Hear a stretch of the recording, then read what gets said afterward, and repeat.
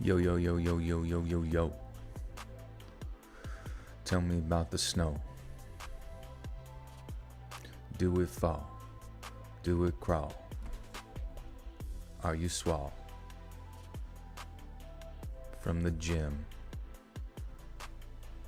Make it sing.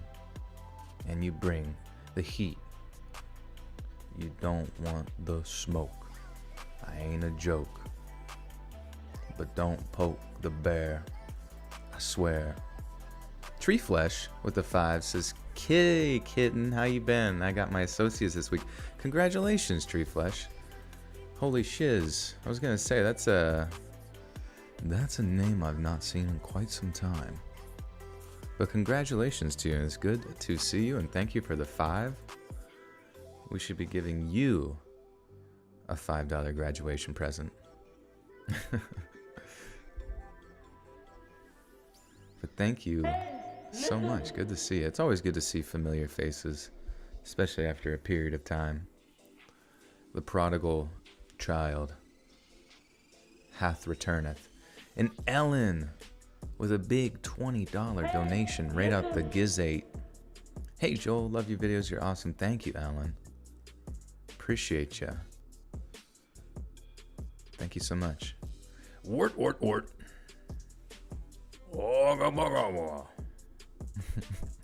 Currently listening to your super old cult stories on the big screen.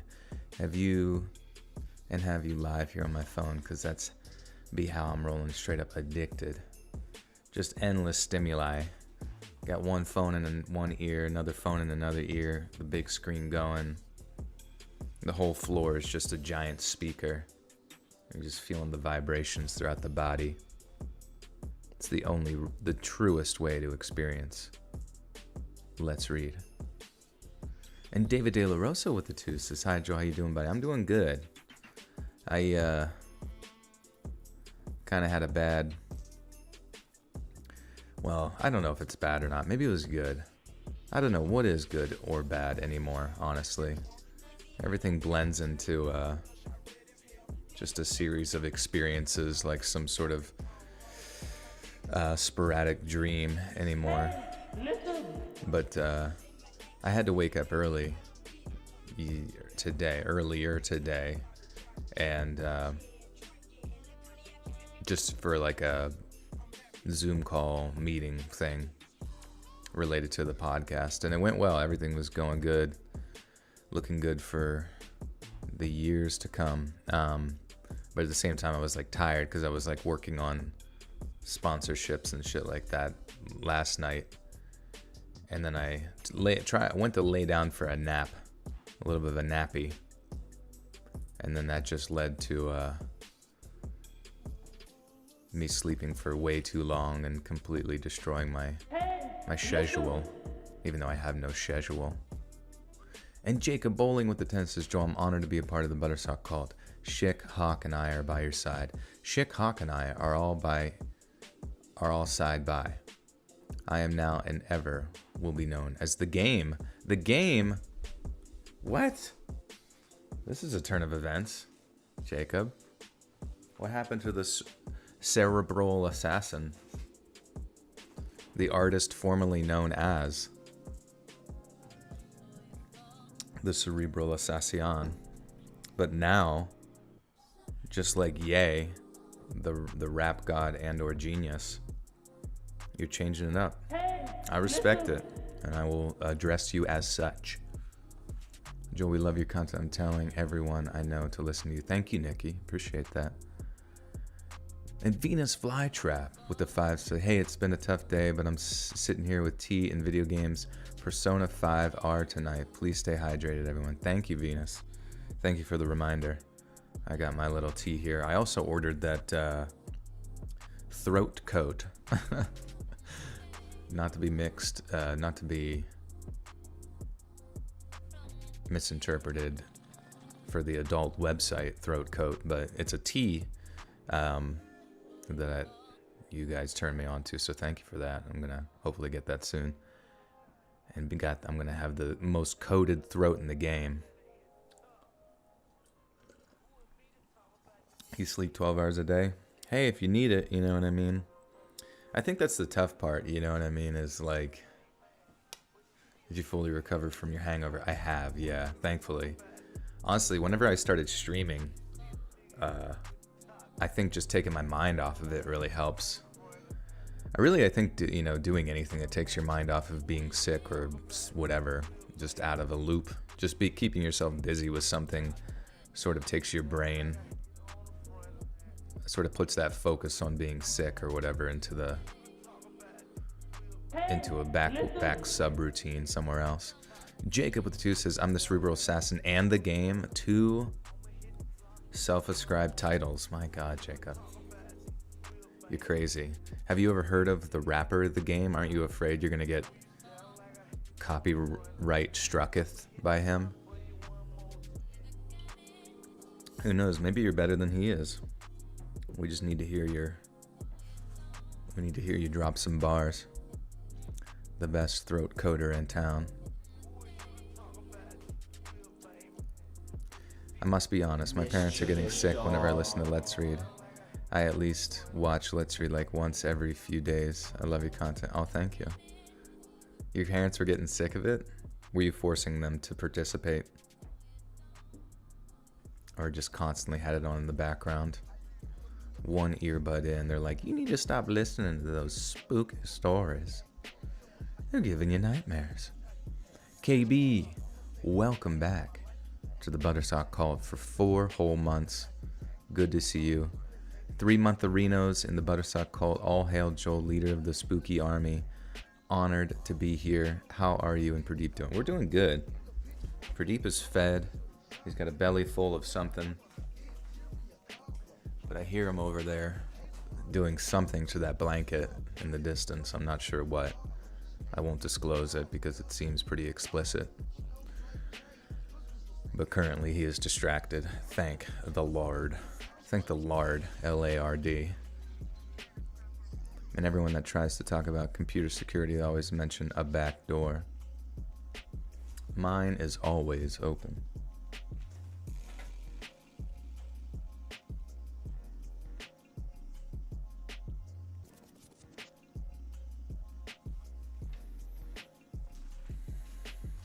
Affordable mic suggestions for new voice actors.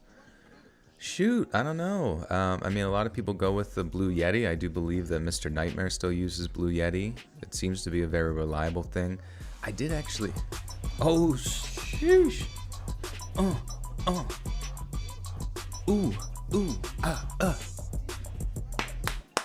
Holy shit. Sharp and spicy. Coming in hot. With a spicy... $50 maple syrup Reno Canadian Schmadian Badians. Thank you so much, Sharp and Spicy. Says, coat that throat, brother. I listen to you all day at work. Thanks for getting me through my day. You are welcome, and thank you so much for the kind donation. A twerk right out the gate. I think we went twerkless last stream, so today we shan't not go that direction. So thank you so much, and I hope things are going well for you up in Canada. Is there a link to be more a member? To be more a member, or just like a typical join button type thing? My brother in Christ, you are appreciated. Thank you. I appreciate you as well. But yeah, as far as affordable mics, maybe other people can give suggestions. I did see one like advertised on Twitch the other day, and it seemed to, I don't know, it definitely enticed me because I've always been curious. I'm like, there's going to come a day when some research and development, company or, wing of a larger company, I don't know what the fuck I'm saying, but you get the idea, like, is going to develop an affordable microphone that is like, I don't know, next tier level of like studio quality for how affordable it is. Maybe marketed towards streamers and voice actors and things of that nature, YouTube makers, but it's just going to be such an insane jump in technology that it's going to make the Neumann look like the layman microphone to pick up. I don't even know, but you know what I mean? I'm getting a feeling like somebody's kind of like how at one point they invented like personal computers that were like $100 affordable. It's going to be something like that. I just have a feeling. My fave memory of Let's Read is when I was listening to one of the videos and someone tried to break into my house in the middle of it. Yeah, I remember you kind of talking about that. I wasn't sure. I just assumed you were killed. Hence why we hadn't seen you in a while. But you're just getting your... Maybe it was your college professor coming to say your assignment's late. Jacob with the 5 says, I'm good at fighting the sack spots, and you have no idea how hard I fought last stream. I'm proud general of the Butterscotch Call Army. We'll never know. We'll never know the spiritual battle that Jacob goes through every stream to fight off those spam bots. What mic do I use? Yeah, so for recording I use an H4n Pro, and for streaming, currently directly under it, is an AKG C214 connected to a Zoom UAC2 mixer.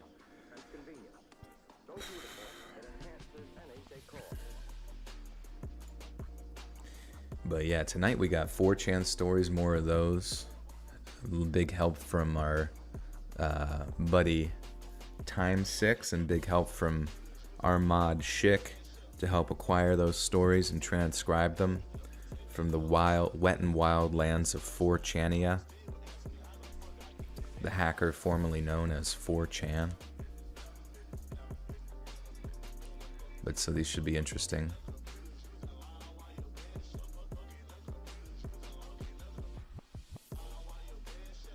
Do you know what happened to Axeman? He doesn't animate that much anymore, and these crappy YouTube scary videos don't scare me that much anymore. Yeah, you know, Axeman does work on stuff in his own time here and there, but you know what I mean? He's got, you know, his own... He's got bills to pay, he's got his own sort of thing to do, and animating is a very tedious and sort of labor of love process, you know what I mean? If you're not seeing some huge support on Patreon or other independent projects, you know, just working on it on your own time is not going to be super financially stable in that regard. So, you know, obviously he's doing his own thing. As far as I know, he's doing well, though. You like the sound of AKG? Yeah. Yeah. My sister still is in love with your voice. It's great, but she's a simp. That is okay. Simp away. The simp army grows every day, and I appreciate you. Oh, it's not instant or something I can buy in an app. What are you talking about? The fortunes of 4chan, yeah. The fortune tellers of 4chan. I need a good carnitas recipe. Does anyone have one? Carnitas. Just keep adding that ghost pepper powder until your butthole melts. Shout out times. Who we shouting out? AKG's your favorite band? What's AKG? I don't think I've heard of it. It'd be interesting if they used the AKG microphones. Because, bruh, you and him need to collab again. That's Sarah animation. Gave me nightmares for literal years. You know how good a story gotta be to do that to me. That's funny.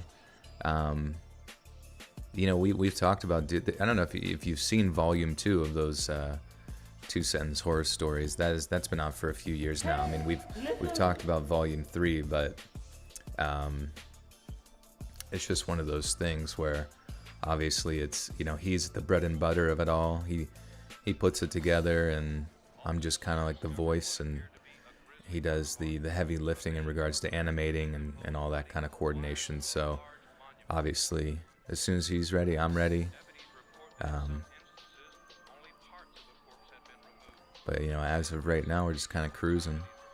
Rachel Stevens with the 10 says, Evening, Joel. Hope yourself and your fur child are great. Just finished watching Pinocchio with my baby. Then saw you went live as it ended. What's your favorite Disney movie if you have one? Shoot, that's a good question. You know, growing up, my mom told me I watched Aladdin like 900 times in a row. You know, and obviously Aladdin is very good. I didn't watch the remake with Wilhelm Schmidt, but I was curious.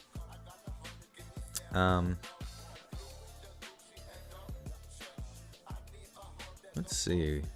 You know, one of the ones that always puts me to sleep is Sword in the Stone. I remember every time I watched Sword in the Stone, I would just like pass out almost instantly. There was something about it. They must have had some binaural beats going on. Just resonating through my ears as a child. Do I have any pics of my fur baby on Twitter? I do, actually. There's some pretty recent ones. You don't have to scroll too far. Where Mr. Pradeep had gotten into the cottage cheese. So that was quite an exciting day. He's been a different animal since I got him on wet food. I was pretty excited about it initially, but now he seems to be sort of like food obsessed, and it's a little weird. I think he's gonna kill me just to get some food.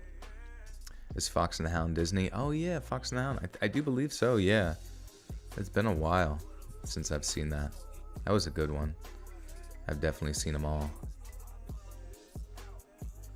Honestly, he can make the worst horror characters 10 times scary. For example, Sonic.exe, he would make him scarier than he is. Yeah, I mean, Axeman has a style all in his own. Something that just is in between reality and cyberspace. What do you think of the Halo TV show? I haven't seen it. It sounds like a lot of people were not super stoked about it, though, because of how far they deviated from the original plot. And they even had Master Chief have sex with an alien or something like that. That's what I heard. Which in my book is kind of like a jump the shark sort of moment. Duncan, thank you.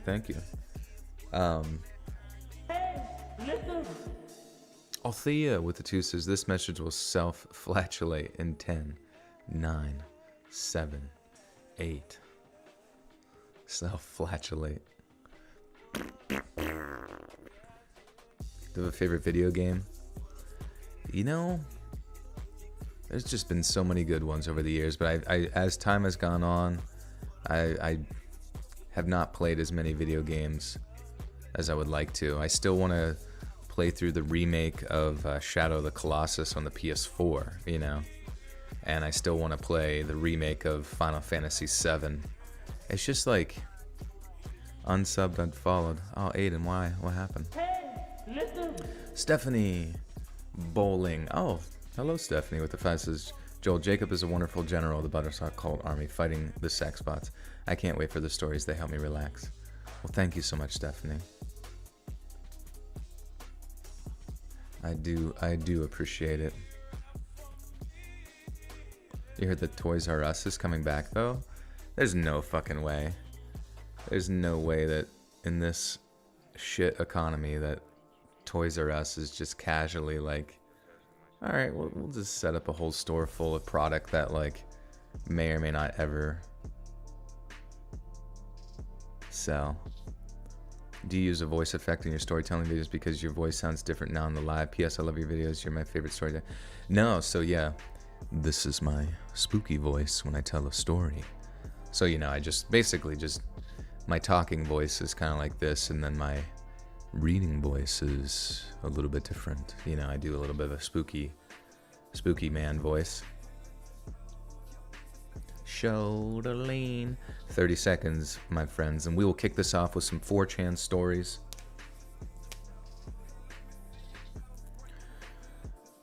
Thanks again for being here. Click that like button, share this out if you would be so kind. What got me into podcasting? I don't know, I just wanted to do it, you know what I mean? The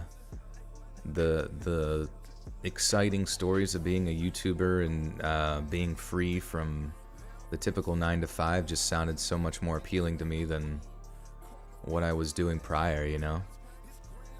In person, do you sound same? I mean, I guess it would be up to someone, like...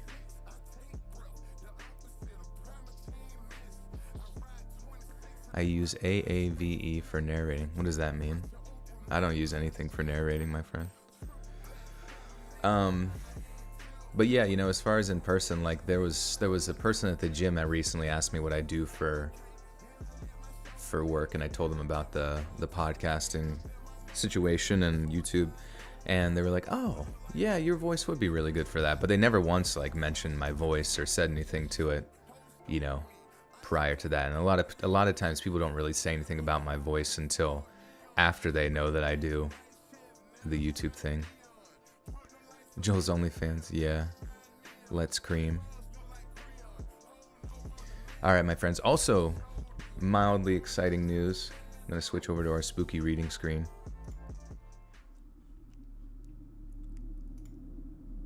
I got some new ambient music loops that are underwater themed that I hope you can hear. Where does the idea of the Spaceman channel come from? Yeah, so initially on my channel I would read science fiction and horror. So I stumbled across like a Tumblr thread where it was like 70s sci-fi, where it was like astronauts or, you know, skeletons in astronaut suits.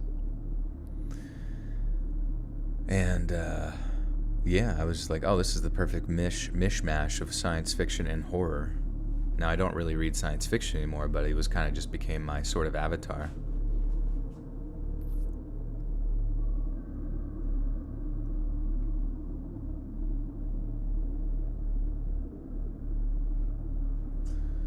But yes, we got 7 and then 5 shorter stories towards the end, but these should be pretty interesting. You just got done with college. Congratulations, Rogue Nova. Welcome to the realm of the living.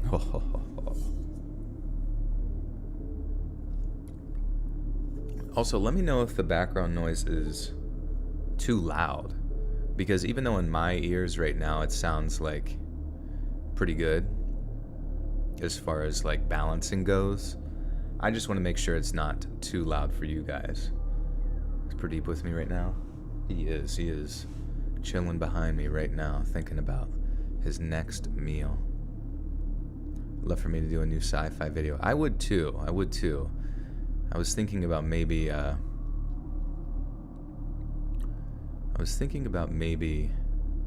doing that for like members only content.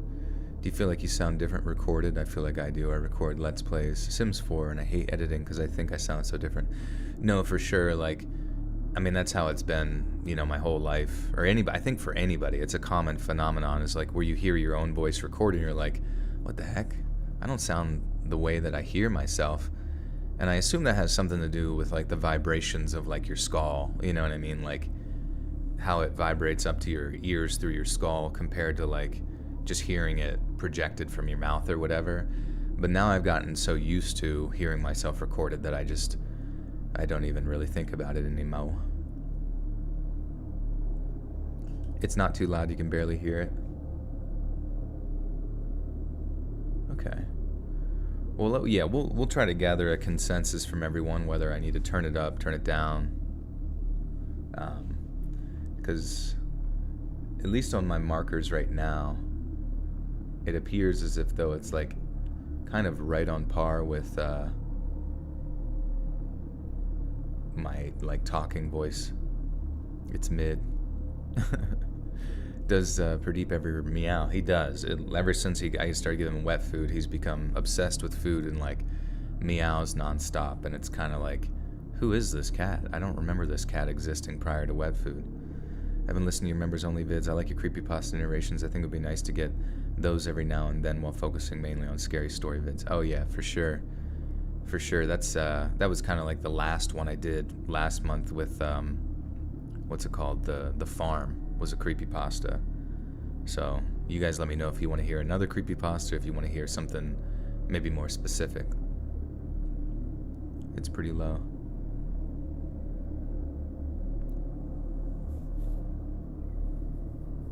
Perfect the way it is. I'm feeling pretty good where it is right now, but yeah, if it's not quite as immersive as, you know, maybe I can even like let it go this stream and just, you know, and then obviously anybody who's been here quite a bit can kind of compare it to previous times. How do you get in timeout? I don't know. Am I on chilling? I am on chilling, yeah. Alright, my friends. Looks like this first story is about the darknet. Bum bum bum. Speaking of which, I do have quite a few chilling stories to record.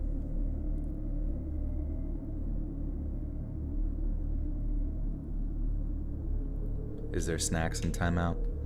There could be. I think when you get thrown in the timeout pit, it's like a Sarlacc pit, but it's just like filled with bugles.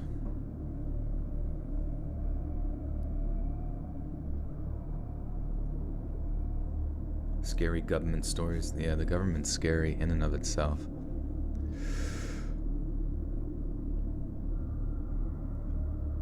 Darknet stories, if you weren't aware, should always be treated as jokes. True darknets are not actual nets at all. Clients like Tor create a plausible deniability source. Perhaps you may have seen something on Tor, but if you can access Tor off of Google, then there's little chance that what you saw was real. Actual darknets are kept well and truly hidden. They cannot be found or accessed by the average Google user or internet surfer in general. I know I'm coming off as pretentious, so let me give you an example. I've had, perhaps at most, 5 experiences with the darknet. Please understand that even with the credentials and skill, it really does involve a great amount of luck. A friend of mine works at a small car insurance broker's office and asked me to fix a problem with his computer. Did we just start? We did just start, yepper. Also, I'm curious if it shows for me how long the stream's been going live. I wonder if that shows that for you guys on your end.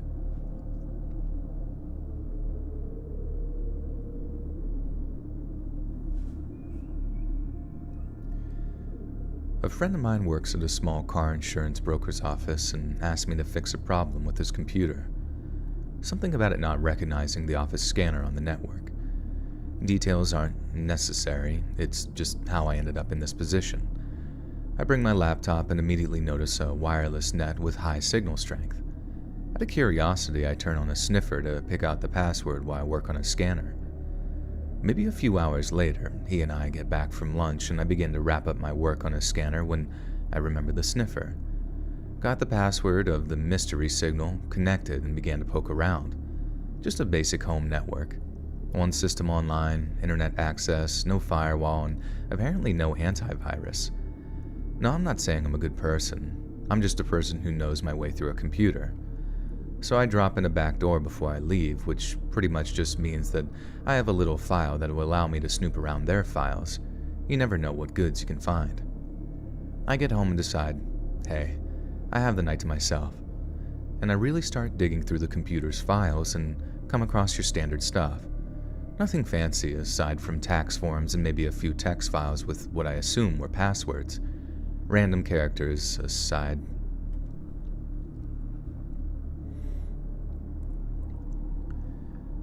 Random characters and random names, but nothing of interest. So I install a worm onto it and leave it be for future.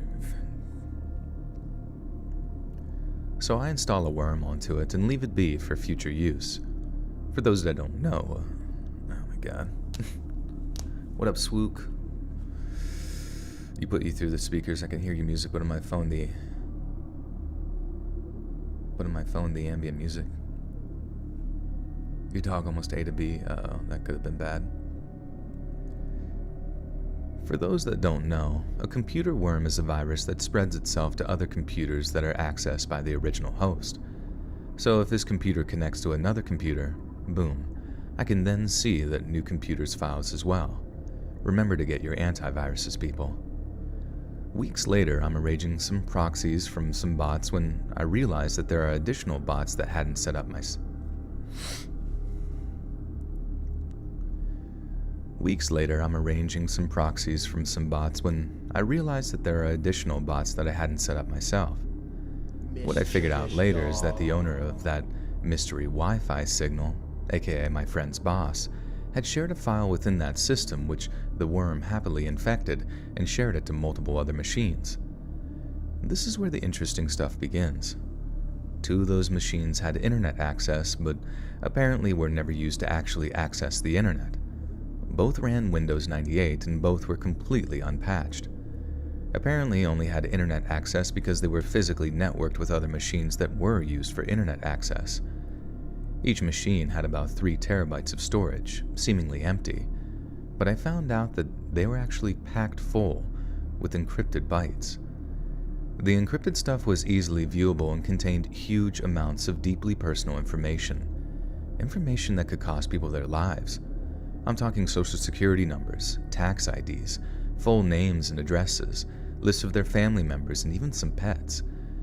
And some oddly unique data too, like their vehicles, favorite clothing, their height and weight, and recent medical bills. Granted, not every byte listed all of this information. Some of them just listed names. But what they all did display were dates, timestamps. Couldn't make too much sense of that, but what I could make sense of were the bank accounts. Thousands, perhaps hundreds of thousands of account numbers, institutions, and safety deposit boxes. All over the world. South Africa, Russia, Brazil, everywhere. Nothing but the basic ID information along with the timestamp. As I was picking through one of the two machines, I noticed a file being written live. I figured someone was using the computer at the moment, but the only command events that were being registered were coming from my worm. Nobody was using a keyboard or a mouse. Figured it was an automated system process, so I sat and watched what it was doing. That's when I realized the commuter. A.M. Coke. Welcome to the Buttersock Cult. You now have access to bonus content. Thank you. Instead of a tearjerker, a fear jerker. Yes. That'd be a good narration channel name. Fear jerker. Of course, I guess that could be construed as something else as well. Anthony, what up with the 2? Sup, girl? Suh.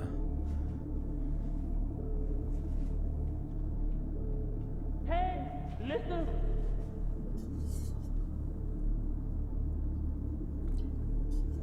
When you were younger, you were terrified you somehow accidentally accessed the deep web. Yeah, I feel like that's similar to the fear of kids had related to how much they were taught about stop, drop, and roll. They just assumed that being lit on fire was going to be a common occurrence. Or as much as what was the one tweet I saw was as a child I thought that I would have a lot more experiences with quicksand than I ever actually did.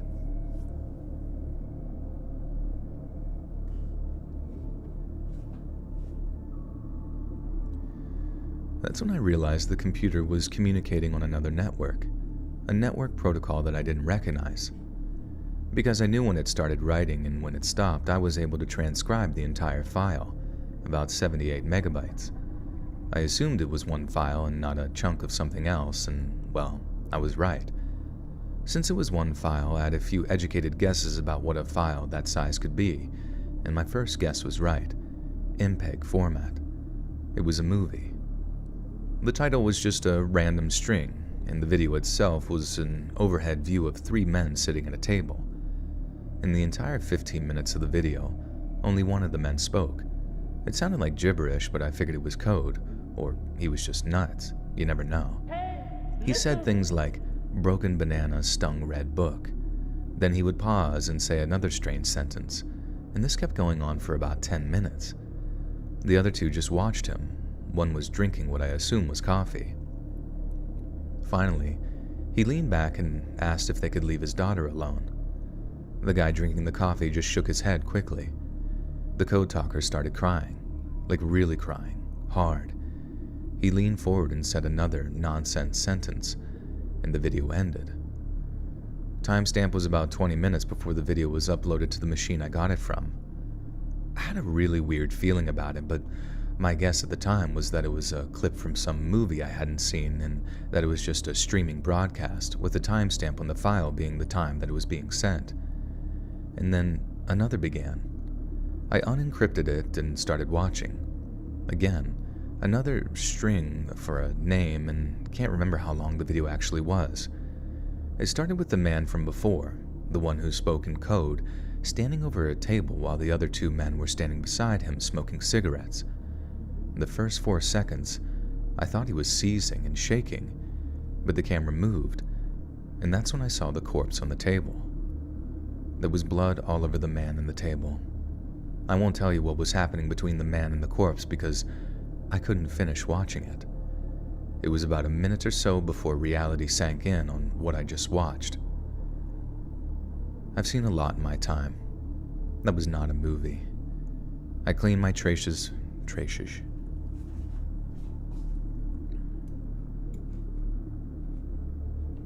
John Joe with 3. Thank you, my friend. Thank you, John Joe. What up, Sampai? Squawk is in the building. Squawk?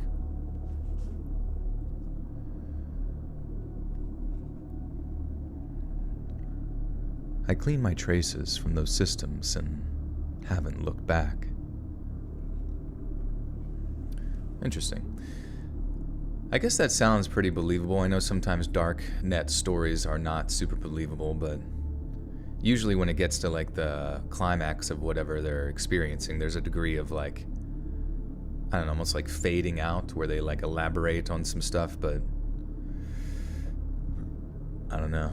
Dark Tower Searcher, what's up, brother? I'll sub tomorrow. All right, appreciate it. Good to see you. Do a stream about tsunamis and earthquake scary stories. I do believe I have some videos on some sort of chaotic weather, and I don't exactly remember which video it is, but there is one that talks about a tsunami. That's pretty terrifying. Sharp and Spicy closing TH. I've been dreaming of Attack on Titan Season 6. Would that day ever come? Unfortunately unannounced by Spicy Chan. Listening to an ASMR knock at the door. Live on here. I feel like that sounded like code. Or like a mix of many sentences in one.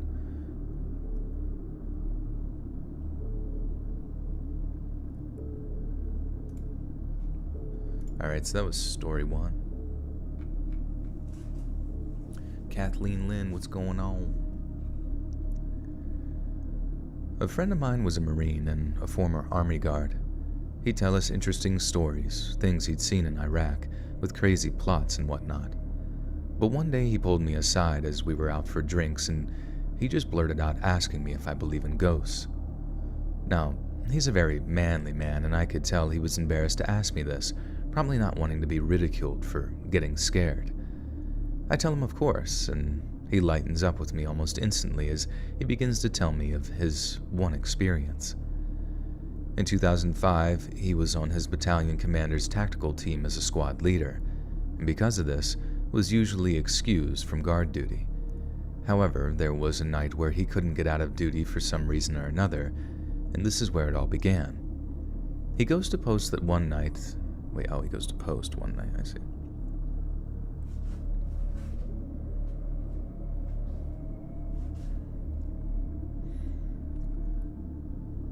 He goes to post one night, but his other guard doesn't show up. One of the 2 guards, who we'll just call Joe, that my friend was relieving from their shift, had decided to stay until the new guard... Gargle on.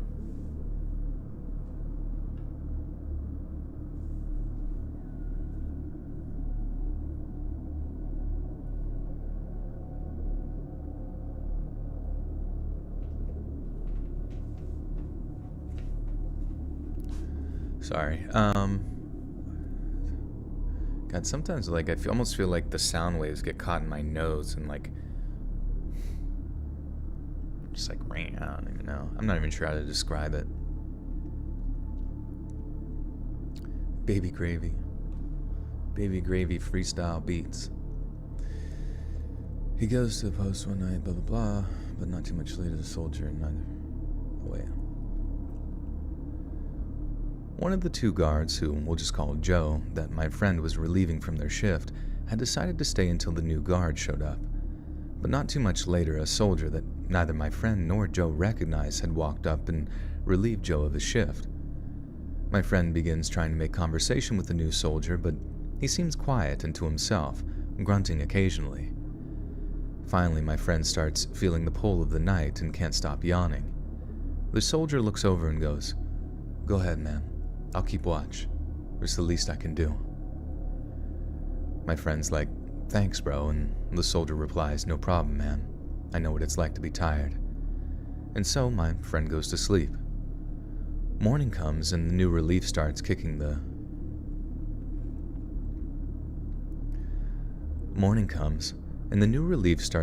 life out of him for 1, being asleep on shift, and 2, for being by himself. Obviously, this means my friend was in deep trouble. He begins explaining his story to his commander, to his XO and whatever NCO would listen. Shows up,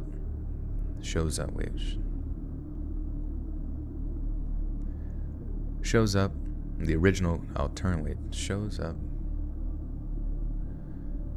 Turns out, the original guard never shows up. Some random soldier relieves Joe and then relieves him. They all ask the name of the soldier and he tells them. He said every single one of them appeared almost disgusted with him, and every single one of them asked him if there was...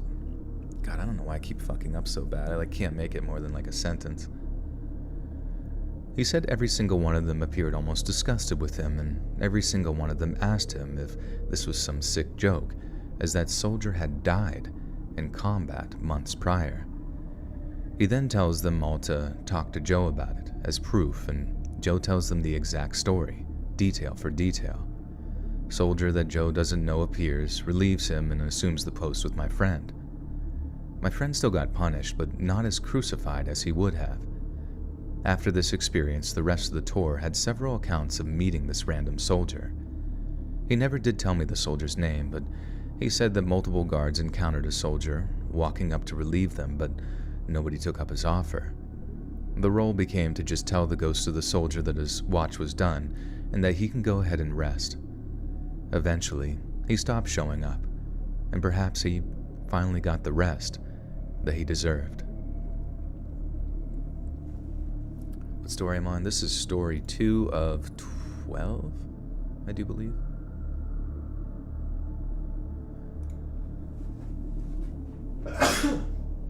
I don't think there should be too many paranormal ones, but I'll probably put that paranormal one towards the end.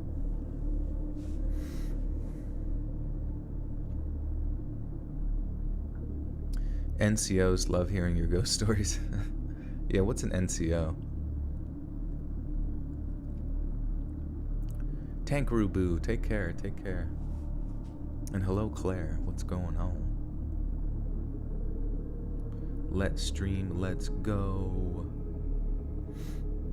Thank you for the blessings. I don't know why I'm sneezing. I drank some, basically it was hot water because I'm out of tea, but it's got, I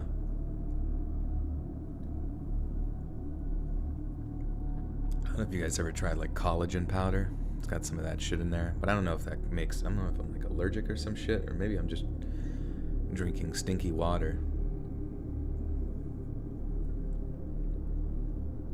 Non-commissioned officer. Oh, okay, nice.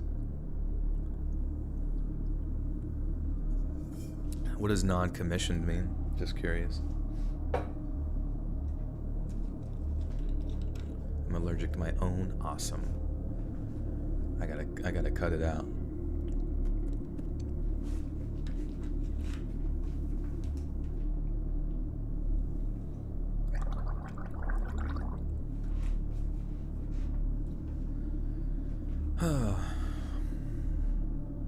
Trying to get bigger lips.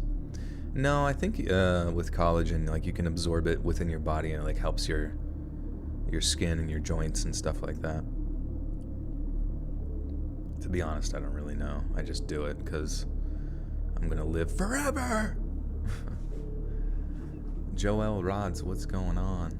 And Jacob Bowling with the 5 says, "Call me what you want. Cerebral Assassin, the game, whatever." Joel, when I'm around people, more people join your cult. I'm doing what Joel told me to do. Thank you, Jacob. I appreciate your dedication.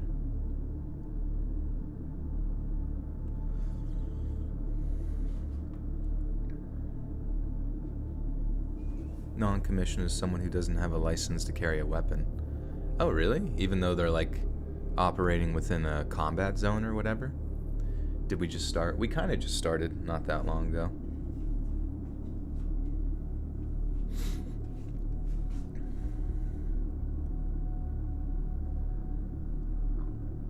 When I was 5 years old, my parents moved into an old brick house. I don't know the history behind it, but for some reason it intrigued them. It had a weird layout to it, with big rooms and a large bathroom, but only one bedroom. The bedroom was perhaps the largest room in the entire house, so my parents and I shared it together. After a couple of months, weird stuff began happening to us. I would start having nightmares every single night, consisting of me being taken away into darkness. When having these nightmares, I would apparently begin sleepwalking, with my parents finding me asleep in the kitchen or on the bathroom floor. But then, my parents began acting off. There were times that I would wake up in the middle of the night and one of them would be standing up beside my bed looking directly over top of me. Not talking, not moving, just staring at me. Even when I'd wake up, they wouldn't move, so I'd ask them what was wrong, to which they'd just say, "Nothing. Go back to sleep," and then go to sleep themselves. As I grew up, I began having what I can only refer to as blackouts. Basically, everything would turn black to me like I was unconscious, and then I'd wake up an hour or so later. But whenever I'd ask my parents if I fell asleep, they looked at me confused and talked about how I was just running down the hall like 10 minutes ago, or was just talking to them a few minutes ago. One morning I had a blackout, and according to my mother, I yelled out, "I should tie the curtain rope around my neck and jump off the sofa." A minute later, she's running through the house and gets to the living room to see my body hanging from a rope as I was gasping for air. I don't recall any other blackouts happening to that level of severity. But even after all these occurrences, we continued to live there for at least another 2 years without any issues. Does anyone have any idea what happened? Jacob with the 2 says, "Joel, someone in chat says it's time for push-ups." Oh shit. You guys love those push-ups. You want me to get right to it. What number are we on?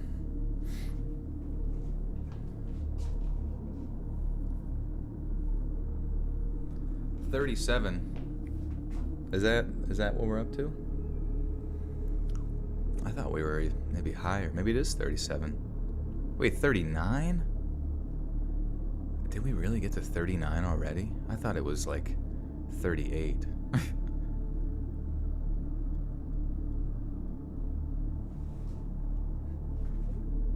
We did 38 last week. Man, alright. Are you guys gonna join me? At this point, I've just accepted my fate. But we getting swoley. That's all that matters. Swoley, woolly with a dab of ranch. Alright. So 39 push-ups. Holy shit. If we get to 40, that'd be kind of like a pretty cool personal best. 8,492, yeah. 10,000 streams from now. Well, actually, I guess it wouldn't be 10,000.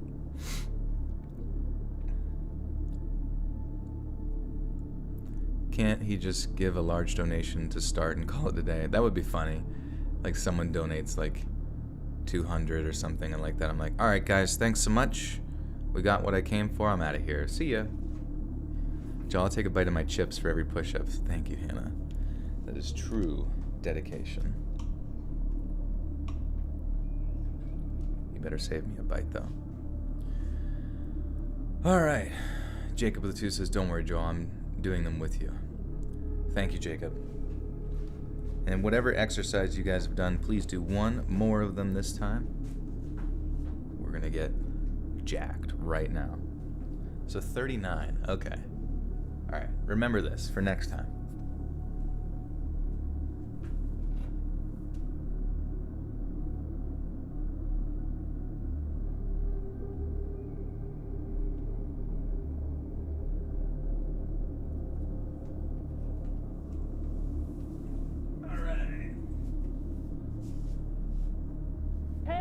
Listen. Ready. 1, 2, 3, 4, 5, 6, 7, 8, 9, 10, 11, 12, 13, 14, 15, 16, 17, 18, 19, 20, 21, 22, 23, 24, 25, 26, 27, 28, 29, 30, 31, 32, 33, 34, 35, 36, 37, 38, 39. Getting kind of easier, to be honest. Oh, fuck me. Oh. It's like when I get up, though, like, I don't know if it's like...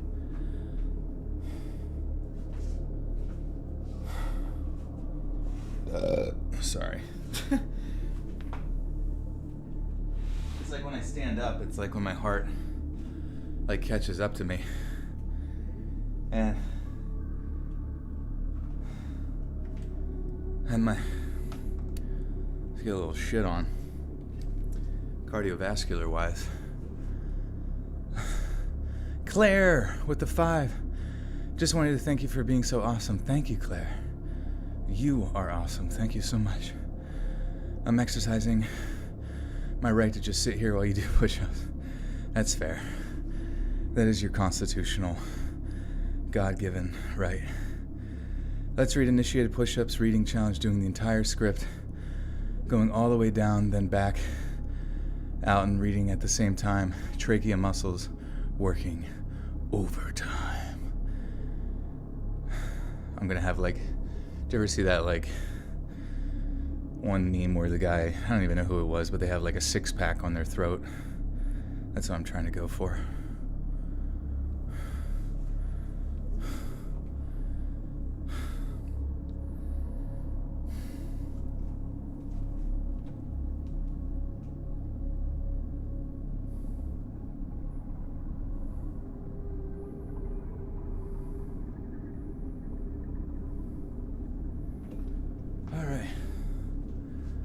Holy shit. Dude, I'm like smelling burgers. I don't know why I got like a whiff of burgers in my throat. Not my throat, but my nose. I don't know where that's coming from. Maybe I'm having a stroke. Increase volume. Wait, on what? The best part is the heavy breathing. I'm trying. I try to control it, but it's fucking hard. Our puppy is on top of Ryan while he does his... Oh, that's so cute. I remember... Yeah, anytime I'd ever do any exercise with, like, growing up with my dogs, they would not let you do anything. They'd be shoving their face underneath you, in your face, licking your face. It was pretty cute, though. Jacob with a 2 says, well, Joe, I did all of them with you. Thank you, Jacob. Soon you're just going to get stronger every day, ready to fight the bot army. Your body needs sustenance. Give me blood. It's BL, yeah. I reek of burger. I smell like meat. I smell like meat. Yeah, my heavy breathing. I'm breathing out burger breath. My cat keeps getting underneath me when I do. He just wants to be crushed. Why do I sound like Ear Maker? Who knows? Maybe we are the same person. You did the modified push-up version? Hell yes. Soon, you're gonna look in the mirror and you're like, what the fuck? My arms are jacked. Which, like, there's kind of like this weird stigma that I never really understood. Or like if you talk to girls about their workout goals, they're like, well, I don't want to do too much upper body because I don't want to have like big arms. But honestly, like when it comes to like general muscle structure of like guys and girls, I think like anybody with muscle like looks good, you know what I mean?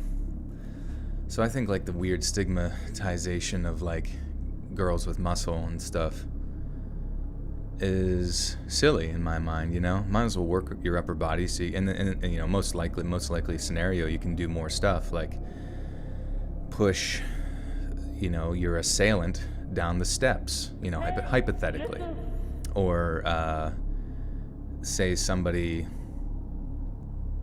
you know, they were kind of walking into a door at the exact same awkward time you were, but you were sick of them holding the door open for you, and like as they go to grab it from one side to open the door for you in a sort of chivalrous sense, your arms are jacked, so you rip it out of their arm and you say, no, I hold the door open for you.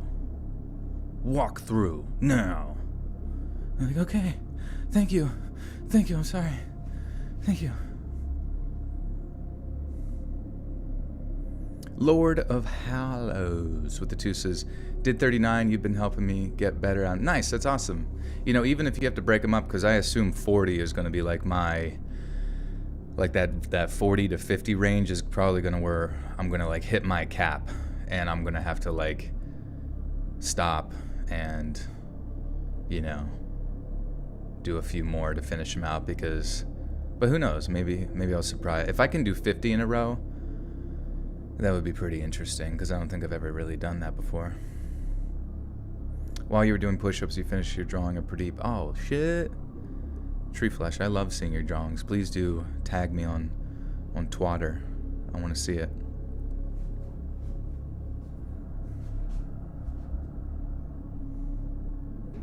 Abs look stupid, but flat stomach.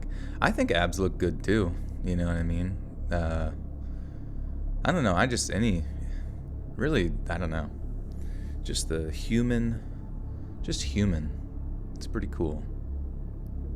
How many sit-ups can you... Oh, sit-ups.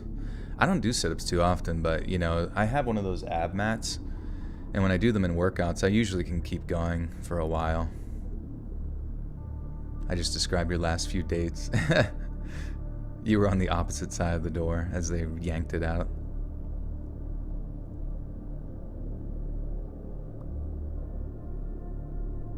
Mr. Kick, thank you. Good to see you. Where do I even start this? I'm a filmmaker, sort of. Haven't made anything decent in a while, and I studied in Ireland from where I grew up. So one day, I was out filming for B-roll in the countryside, quite a decent walk out of town. A guy, let's call him Jack, pulls up as I'm walking home and gives me a lift. Jack's a nice guy, in his 50s, fascinated by filmmaking, is interested to hear what I'm filming for. I think nothing of this conversation, just simple small-town talk. 2 years later, I've graduated with my film degree and I'm enjoying my grand journey of being unemployed. I'm out and about, shooting stuff for a mini project, and who of all people pulls up beside me? Jack. He reminds me of who he is, says that it's such a strange universal.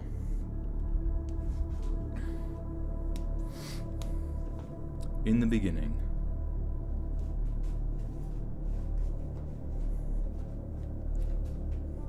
You adore my voice? Thank you. I've been working on those muscles for some time. Joel should do squats. Yeah, squats are a lot easier for me than like upper body, I find. I guess I could just set a higher goal to start with.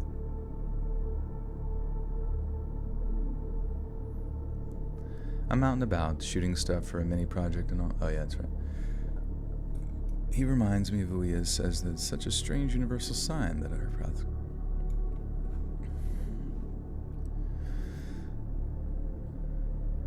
Oh shit. Hello, Robin. Dude, Robin, that's so weird. I had like a premonition that you would like message me at this exact time through stream to communicate. Oh,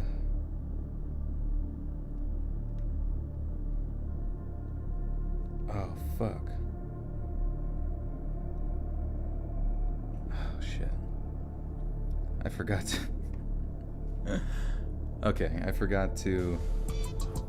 Oh, shit. Ooh, ah, ee, ooh. Ooh, Do you go to the gym as well or work out from home? Oh, sorry, I was saying, I work out at the gym. Chrisella, thank you so much for the $30 Renos. Okay, guys, I feel really bad. This is like super unprofessional. Thank you so much, Chrisella. Seriously. But so Robin is currently. I'm like almost like being, you know, time constraints wise related to an advertisement like that they communicated with me last minute. I have to record this line for Raycon. I can't believe I forgot to read the ending on that. That's crazy. Wait.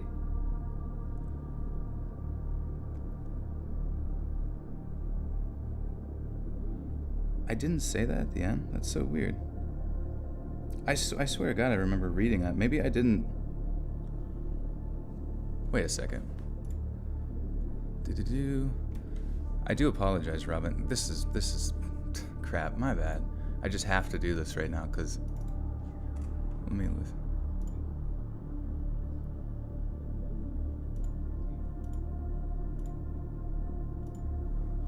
Wait.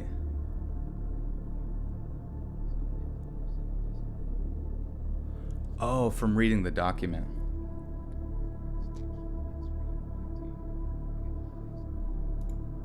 Well, I said it at the end. Like, what did I say? Sorry, man. Click the link in the description or go to Buy Raycon. Well, I did say that, right? Didn't I? Sorry.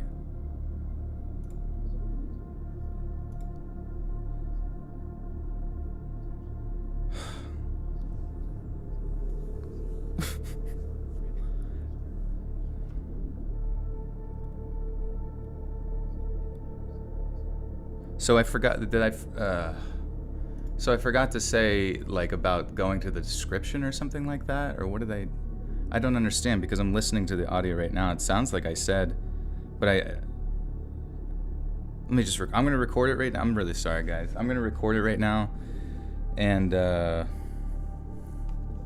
me just record it right now, and I'll send it to Robin like as a WAV file, like in like 2 seconds. Here, sorry, real quick. Very much apologize. Clink that clink it. Clink the fucking link.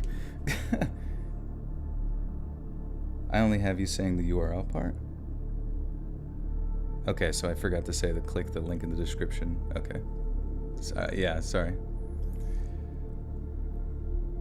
Click that link in the description or go to buyraycon.com/letsreadyt to get 15% off.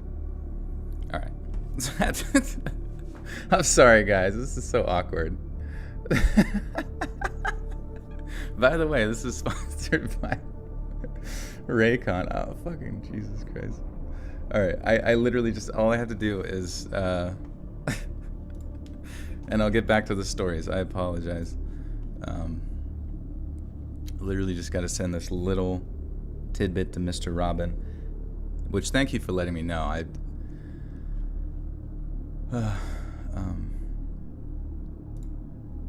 Okay.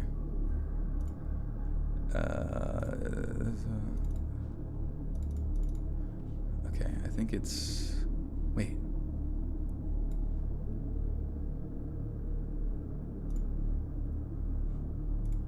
Okay.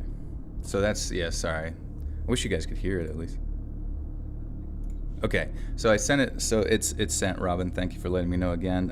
You just have to remove the background noise on it if you want to. It's whatever. I just sent it as like a WAV file, but let me disconnect my microphone again. At least I can do that on the fly. That's fortunate. I do apologize for this super mischievous dog. But yeah, that's showbiz, baby.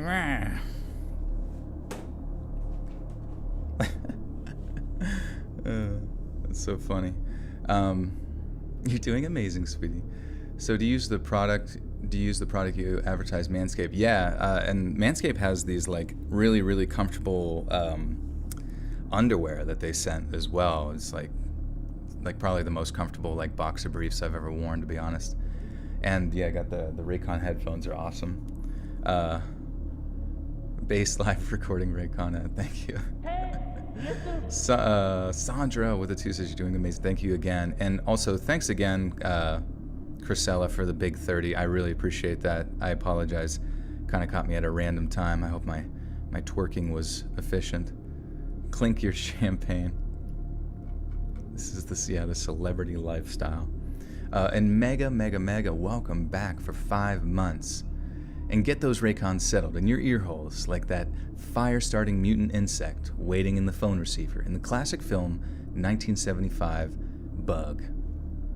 Bug. I don't think I've seen Bug. Well, you were talking about Bug last time, right? Boxer reveal, yeah. Okay. I have arrived. Are they cotton? I don't know. I'll have to check.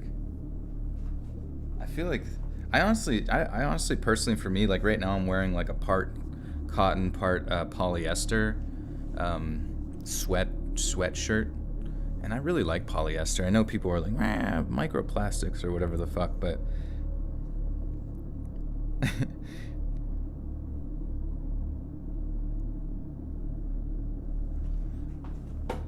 that's what they say, microplastics. Clink your champagne glasses. Yeah, this live stream is sponsored. Sorry. Yeah, honestly, that's kind of like my life a lot of the times when it comes to just doing anything for YouTube. It's just like always kind of on the go and like last minute, which is cool because you learn to adapt and just make things happen. But yeah, so that's hilarious. Creepy. What are you wearing, Joel? All right, here we go. Back to the stories. Thanks again, you guys, for being patient. If it doesn't have microplastics, I do not want it. He reminds me of who he is, says that it's such a strange universal sign that our paths cross again, and then informs me that he is part of a paranormal investigation group. Would you like to make a documentary about us? Is all he needed to say, and I was on board. God, how I wish I was not on board. I start going to the group meetings, hiding my X power level the whole time, acting ignorant and dumb to everyone. I do learn a few interesting things, like, for example, turns out ghost hunters or paranormal investigators are just about as territorial as literal gangs. Such and such place is this group's turf. Back off, is something they would say. I also learned that no one actually fully agrees on what exactly ghosts are or how ghosts communicate, and that everyone is a different kind of eccentric, with their own special abilities that make them oh so unique. As for the actual group, it consisted of a French cougar that other female members disliked. Her name was Nikita. There was the head of the group, Ellen, who was a quote-unquote seasoned veteran of the paranormal. Another member, Jane, was some sort of pseudo-Wiccan, and also one of the sensitives of the group. Turns out, Jane's been doing rituals in the woods by my house for years. We began doing investigations together, none of which actually displayed evidence. In fact, one of the pictures I had taken was of a literal scam. Wiccans would caretake this castle when it wasn't being used, and would host one of their psychics to join the investigation, where she would lead us and our equipment under a radio tower to make the meters go off the charts. What's today's date? What do you mean? It is... I'm confused why you're asking that question. Do you think I'm disoriented? Maybe I am a little bit.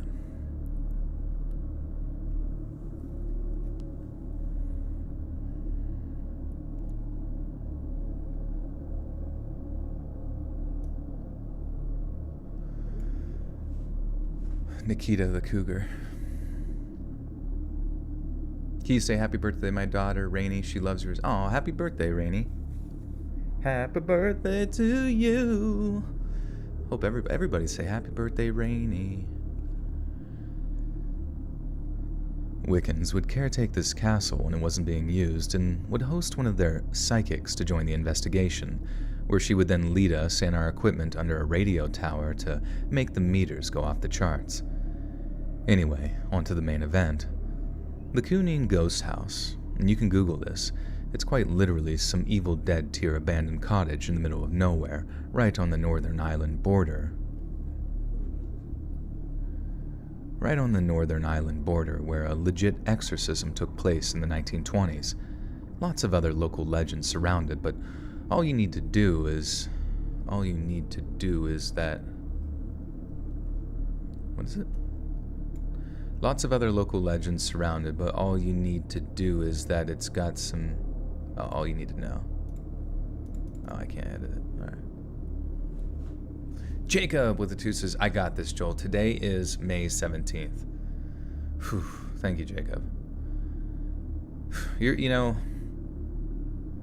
always coming in clutch, man, and I really appreciate that. Thank you so much.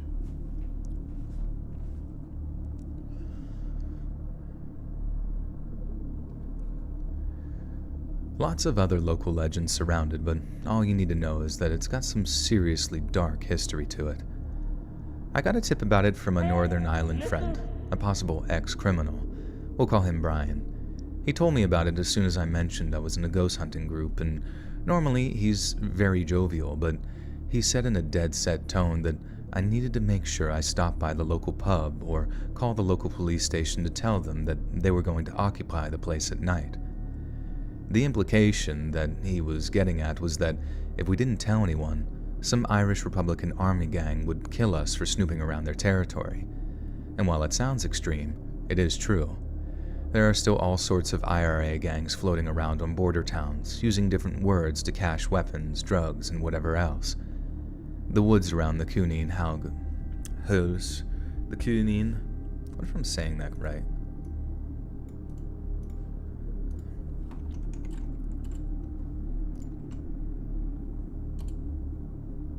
I guess they don't have it listed.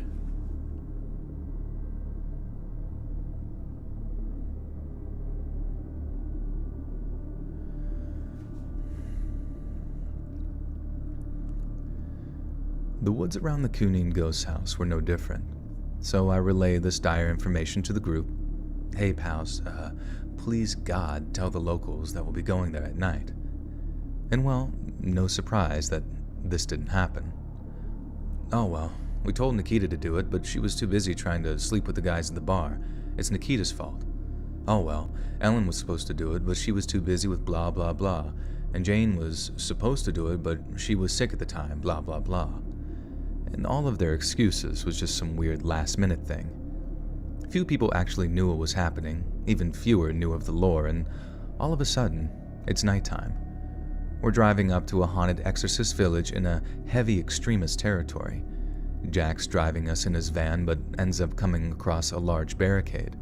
Tries to drive around it, resets his GPS, and we literally come to the same barricade 2 more times before Jack realizes he wasn't changing his route, just turning on and off Google Maps. We're losing some valuable time, so once he solves the issue and finds a way around the barricade, he slams on the gas, and we're flying over every hill and hump. I'm white-knuckled at the time, holding on for dear life, afraid that we're going to crash just from trying to take videos of ghosts. Finally, we arrive. We're 3 hours late and it's just about to start raining. We park in a little clearing on a back road, cross over and head down a path to the village. We stay for an hour, they do their thing, I take pictures and videos, and surprise, surprise, no ghost activity. We're tired, cold, wet, disappointed, and we just wanted to go home. And as we get to the path to their vehicle, 2 other vehicles suddenly pull up. By this time, it's about 1 a.m. or some... Oops.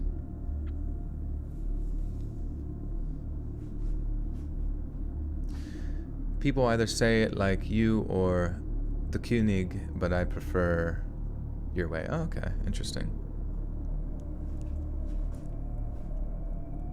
Joel, I ate my hamster and I want to eat that worm in the background.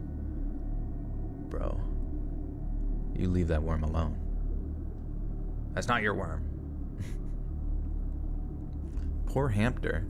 Is he just like Lemmy Winks crawling around your stomach now? What's going on with that? And as we get to the path to our vehicle, 2 other vehicles suddenly... Uh-oh. Okay, I was curious if this was going to be a paranormal story, but the fact that it's IRA stuff is pretty scary.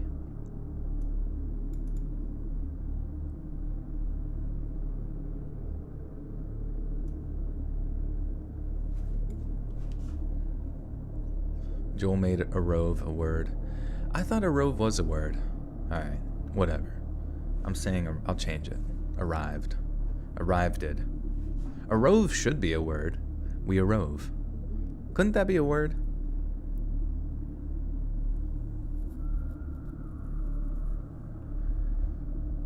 Finally, we arrived. We're 3 hours late and it's just about to start raining.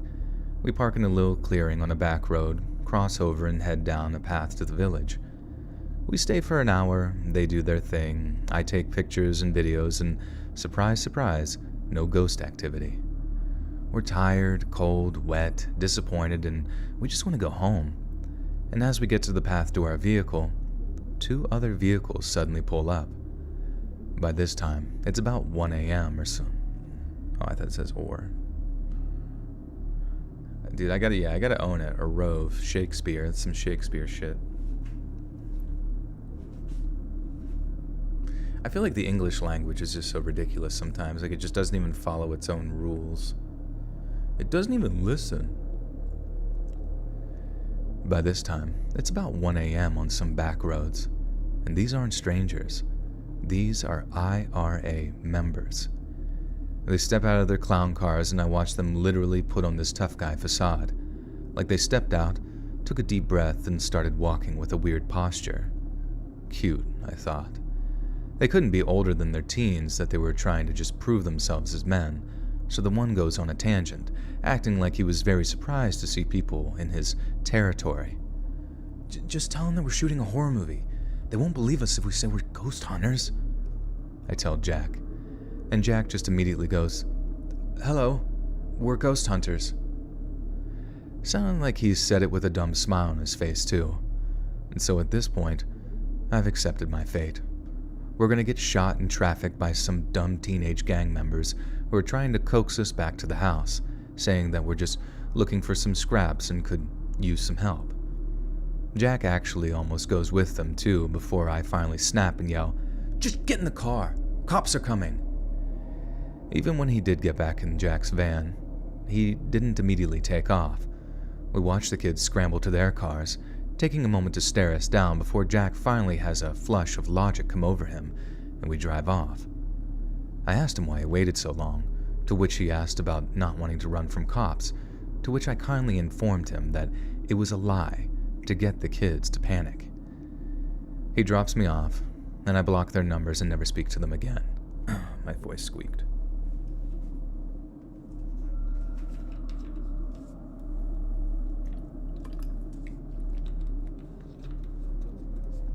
Anyone else high?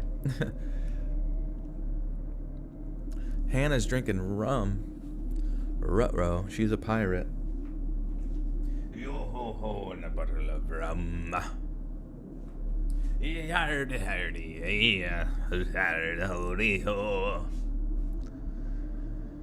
It's on Wiki and somewhere says it's Shakespearean. Really? That's kind of funny. Or wait, did I say it's Shakespearean or did it say it's Shakespearean? Shakespearean. Shakespearean. See, there's a new word for you. It's Shakespearean. The past tense of Shakespeare. Oh my god, Shakespeare. That'd be cool. If it's Shaquille O'Neal, but he's, I don't know, doing a Shakespeare bit or some shit. Somebody text Shaq real quick.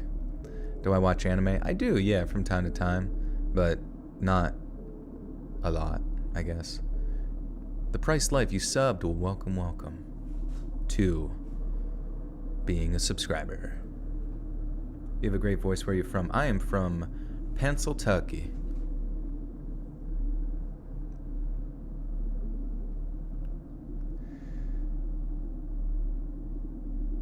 Whoops.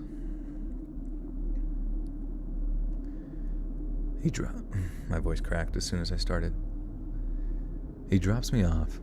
I block their numbers and never speak to them again. And there you have it. Don't go ghost hunting in gang territory because you might just be the one haunting the territory in the end.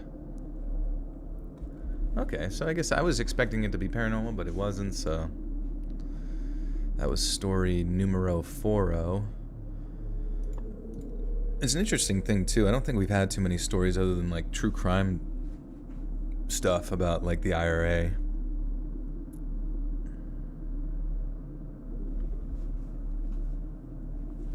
Yo ho ho. Why is your voice on crack? Because of the crystals from the moon. We were down in the mines, mining crystals. Crystal crack. You're from Big Thicket, Texas. Is that a real place? Big Thicket?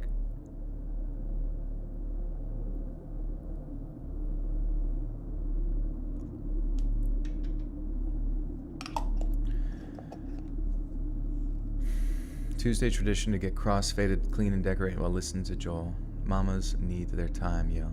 Hell yeah. Welcome back. Cross-faded. Get crossed up on the courts by Shakespeare. Oh, that would be so funny. He's like playing basketball and he's like, hitherto, sir, hitherto. I don't know. Whatever the fuck Shakespeare says. Jacob with the 10 says, Butterstock Cult, I'm gonna give you a speech. All of you in chat are awesome. Life is short, life is fast. I'm not great. I'm not greater than anyone else in this chat. But all of you can be successful.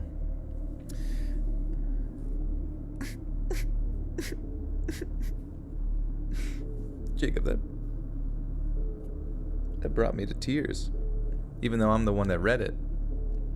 It really touched my heart. So thank you, Jacob. It was very inspirational.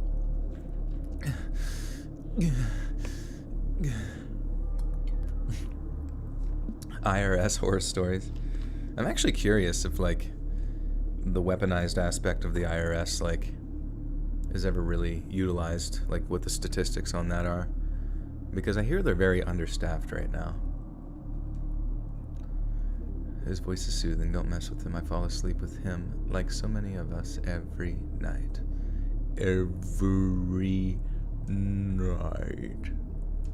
Oh, he would hold a basketball instead of a skull? Oh, that would be awesome. Dude, I saw him, like, well, how old is Shaq? Because on his Instagram, he was, like, working out, and, like, he was doing the pulley machines or whatever at the gym, and I swear to God, he had, like, just all the weight on it.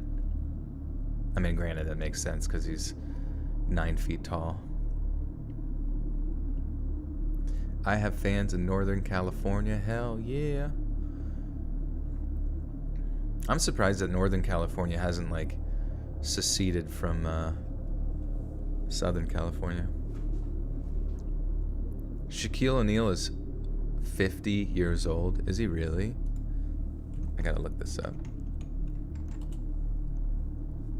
Shaquille O'Neal, 1972, 50. Damn, dude, he's going strong. So it just goes to show you, like, no matter, like, I mean, obviously, most people would argue that 50 is not that old nowadays, but, like, it's just crazy, like, the people that you see that are 50 and they're just killing it. I know this one guy, he's, like, 52, maybe, or something like that, and, like, he still competes, like, in the professional CrossFit stuff, and it's just, he's insane. He's just crazy. There are wild parrots in London? No way. Are they from the pirate days?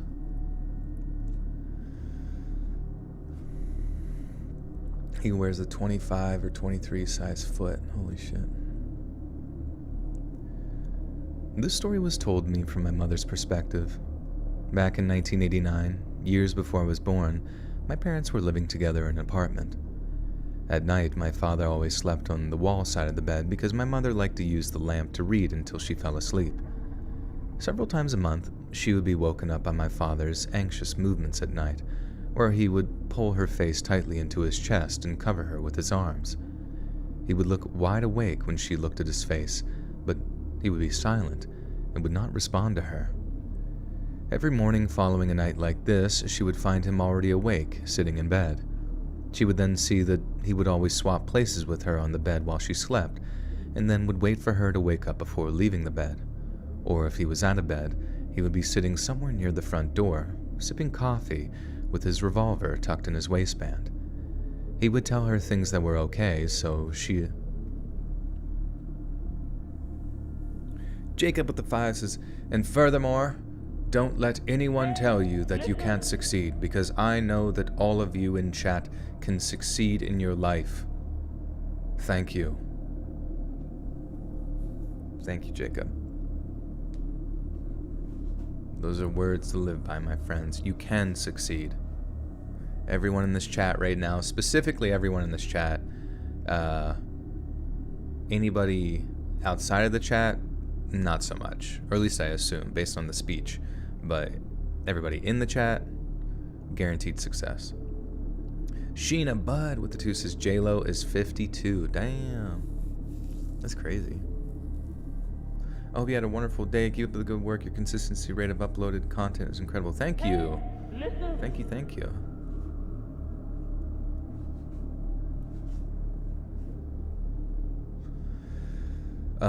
Every morning following a night like this, she would find him already awake, sitting in bed. Be in bed. There it is. You just peed blood. Are you okay? Probably should go get that checked out. Depending on... Yeah, I probably should go get that checked out. He would tell her things that... Wait. He would tell her that things were okay, so she assumed it was him having night terrors or sleepwalking without questioning. Eventually, my father left home to join the army.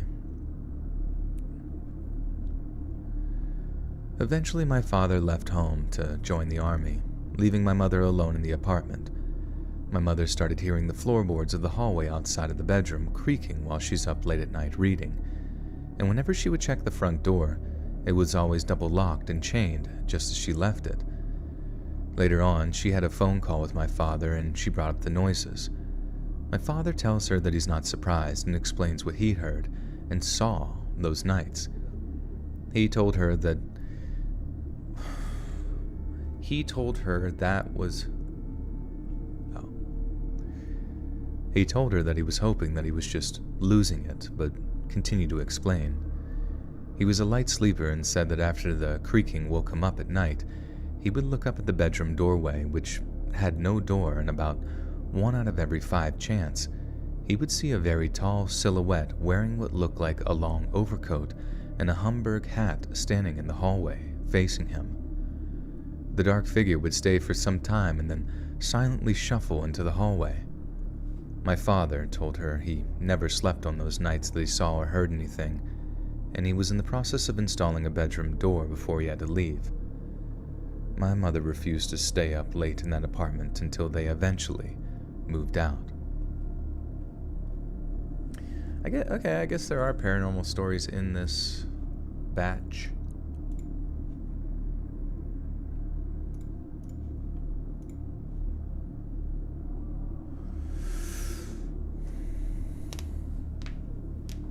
Turner, what's going on? Hannah is Joel's husband, yes.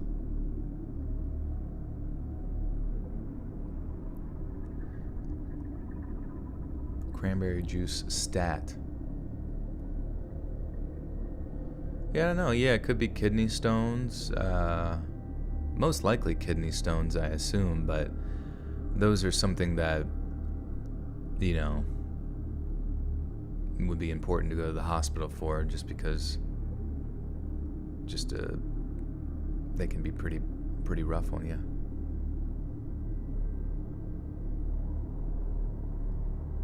You shouldn't read stories and try to read comments. You're getting pulled in too many directions. Yes, I understand. Unfortunately, reading the comments is the fun part for me. I like to interact with you guys. So, as always, for the 9,000th time, if you do not want to hear that, just definitely wait for the video tomorrow. Having wild parrots in London. Up here, we just have wild crackheads, yeah. First and second day of work were a success, Joel. Let's go. Nice. That's awesome to hear.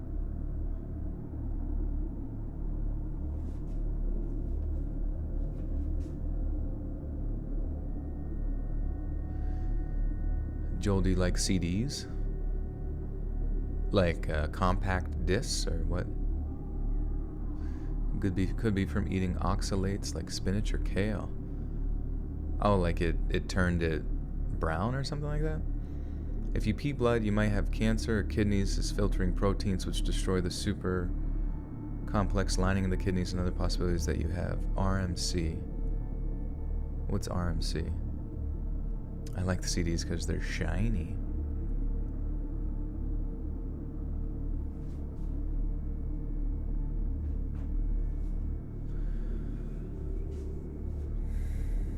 Do I like beans? I'm not like a huge fan of beans, to be honest. Like they're a nice addition to like a burrito overall, but like as individual consumption goods, I just think they're kind of like underwhelming unless they taste good. But most of the time, the only time they taste really good is like as a complementary thing to something else, you know. CD's nuts, nice. There you go. You might have humanoids, yeah. There might be a humanoid creature living inside you. RMC is a form of cancer is not fun. Yeah, there's probably a lot of variations there. I mean, if you go on WebMD, most likely they're going to tell you cancer. Watch out for the mind goblin. What is that? The oxalates can form into kidney stones in the form of calcium oxalate. Oh, true, yeah. The buildup of those particulate, I guess.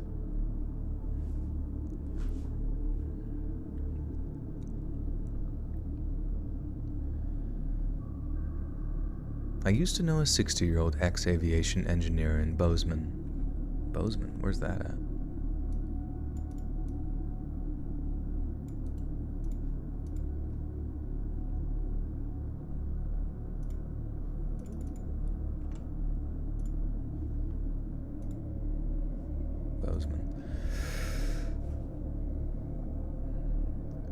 I used to know a 60-year-old ex-aviation engineer in Bozeman. He was a math professor before becoming a contractor for the government. Apparently he learned a ton about physics and material science from some of the other guys he worked with, and helped with some calculations on some obscure hydrogen bomb. I don't know if he was always deranged, but I wouldn't be surprised if he lost his sense after working for the government. For example, he once rambled on about how he used to have a shape-shifting car he'd use to kidnap people in Middle America. He'd go around, crash into someone's car, and kidnap them as his car would be untouched and he wouldn't leave a trace. And as he'd drive back to his home, he'd change the shape of his car numerous times. He also said once how he had a key that could unlock any door. He demonstrated on a couple of cars, but I just assumed it was a neat party trick.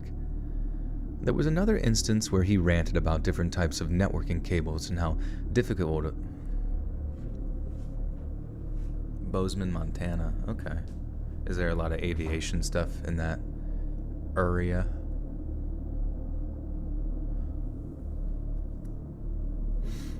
Hey, Twisted Technician with the 20 bigaroonies says, hey, let's read. Hope you're having a great night as usual, and hope everyone else is too. Thank you, Technician. Good to see ya. Thank you for the big 20. Blazing and speeding. Take care, my friend. Good to have you as always. Yeah, he had an Inspector Gadget car. I did watch Inspector Gadget quite a bit growing up.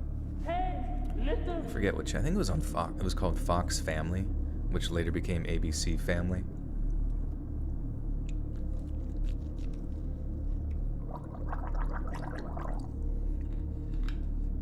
Or maybe it was on Cartoon Network. I don't remember.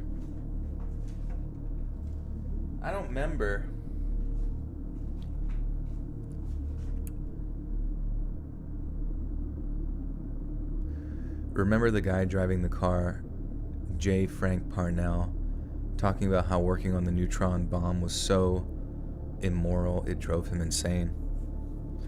Yeah, I can't imagine, like... I just don't understand that, like... I don't know, I mean, obviously, I don't know any of the history of, I don't know any of the history of how, like, the Manhattan Project sort of came together, you know what I mean? But you ever wonder that? Like, what, like, in the concept of developing a nuclear bomb, who was just like, yo, what if we smash these, like, subatomic particles together? Do you think it would just explode the whole world? I don't know. I have no, like, who, like, conceptually thought that that was going to happen, and how did they safely even arrive at that? You know what I mean? While also keeping it secret. Like, I feel like the only way for a government to derive something of that vast amount of power it had to be from some sort of external source, you know what I mean? Like, it had to have been either someone was like divinely inspired to think of something like that, or maybe they just, I don't know, maybe they just knew maybe there was like certain concepts they build upon, like certain chain reactions of other, I don't know, explosive energies like TNT or something, and they're like, well, what if we did hydrogen? I don't know, you know what I mean? I don't fucking know.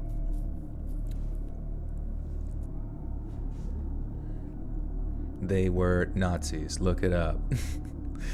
Thank you. That was a fantastic history lesson. I appreciate it.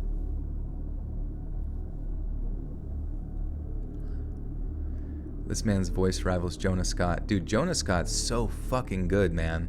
Like, he's so fucking good at acting. Or what? I can't. Well, I mean, he's in Dying Light too, but Jade, I found the reactor.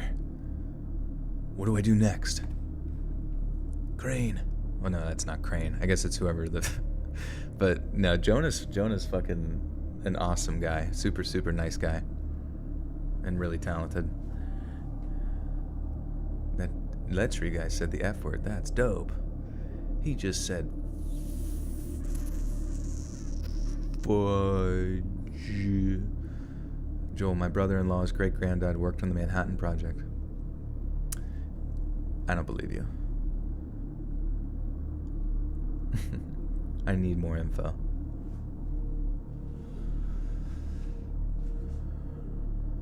Isn't it the guy who wanted to split the atom to see what happened? I mean, I'm just imagining, like, did they just, was there, like, just a ground zero for that sort of, like, circumstance to happen, and they just built upon that, or and they're like, whoa, what the fuck happened here? There's a giant crater, and everything's destroyed like a bomb went off.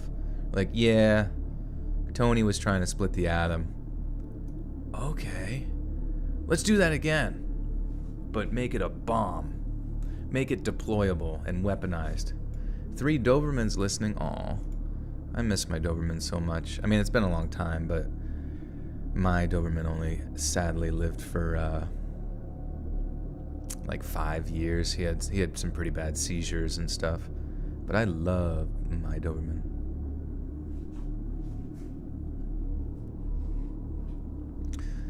Okay, he also said once how he had a key that could unlock. Okay. There was another instance where he ranted about different types of networking cables and how difficult it was to set up a surveillance system for his farm. Not for his animals, but instead so he could track human movement. Not too weird, I suppose, but he said that he would use it for his basement if he could figure it out. He owned about 40 acres and also owned a massive underground private bunker. The creepiest thing I remember about him is that he would always vehemently disagree. The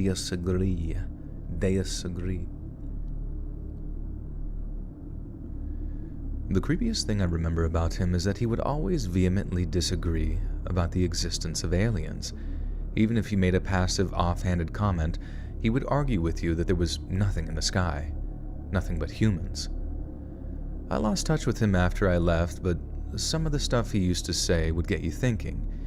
He was probably a regular old kooky man, I suppose. I remember that he owned a number of clothes that was about twice the size of XXL, despite being very stout for his age, and if I recall correctly, one of his old friends had something like gigantism?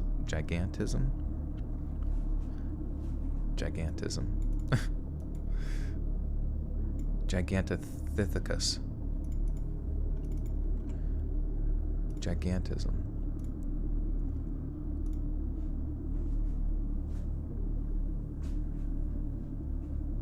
I'm about the gigantism. I remember that he owned a number of clothes that was about twice the size of XXL, despite being very stout for his age, and if I recall correctly, one of his old friends had something like gigantism, and so he kept some of their favorite clothes, but I can't exactly remember what he said he did with the car. I want to say that it was stolen, but I really can't remember the details. Also, some small tidbit ramblings that he'd shared. He had a gun that had an infinite cartridge. It didn't use bullets, but instead he'd scoop up a load of dirt and it shot compressed dirt balls. He owned cyanide teeth with individual cyanide teeth within them. He even popped a pair of cyanide dentures into his mouth just to show me that they fit. He and another guy had come up with their own secret language, and it sounded like nothing like common languages I've heard before or since. He would occasionally even write in it. He claimed he was a Freemason and actually tried to get me to join, but also told me how all they did all day was make small talk and plan donations to schools, so I didn't take him up on his offer. Also, I described him as a regular old man because that's just how he came off to me, like an old man with a ton of wisdom and experience, but also a sense of humor and exaggeration to come up with crazy stories to justify his knowledge. Looking back, I do hope that he's doing well nowadays. All right. God, I don't even know. Like, some of these stories are... because it's tough because I know it's 4chan stories, so maybe people will sort of expect them to be a little zany. But I feel like I kind of need, like, more normal stories to start the video, so we'll see how this ends up. But so far, they've been just kind of, like, really weird. Your favorite makeup artist died of gigantism? Oh. I assume they were born with it, right? Like, they were just always quite a large person. Do you make your own thumbnails, or does someone else do it because they look good? Oh, thank you. Yeah, that's Robin Mikalsen. I usually tag him on Twitter or Instagram whenever I post the thumbnails promoting the new videos. But for tomorrow's video for the 4chan stories, we actually have... oh, wow. I went to Twitter to find his name, and I'm seeing Tree Flesh's drawing of Pradeep, and that is so good. Thank you so much, Tree Flesh, if they're still here or not, but it's basically Pradeep in a space, or like in a spaceman's helmet, so that's amazing. Thank you. I think it's called 2P Frog. He does a lot of drawings for, like, usually related to different Twitch streamers and like Pepe the Frog and stuff. And I just remember seeing he did something for Ice Poseidon one time that was like, just, it kind of reminded me a lot of like Mad Magazine, like how zany it was, you know. So I reached out to him to commission some stuff, and it turns out really good.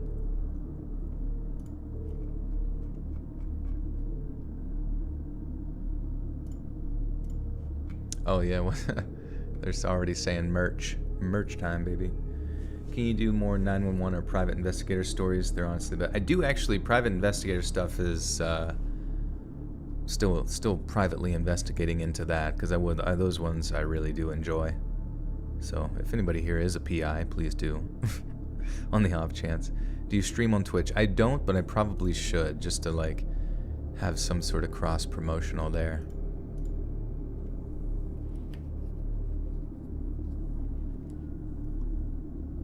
Also, how's the background noise sound? Is it present? Do you want it turned up a little bit? I don't know.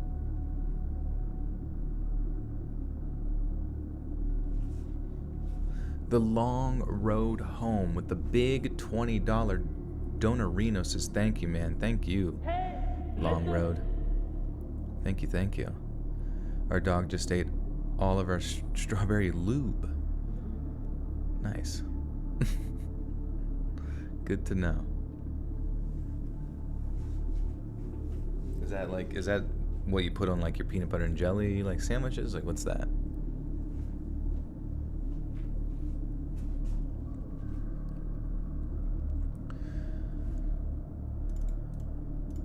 I was at Fort Leonard.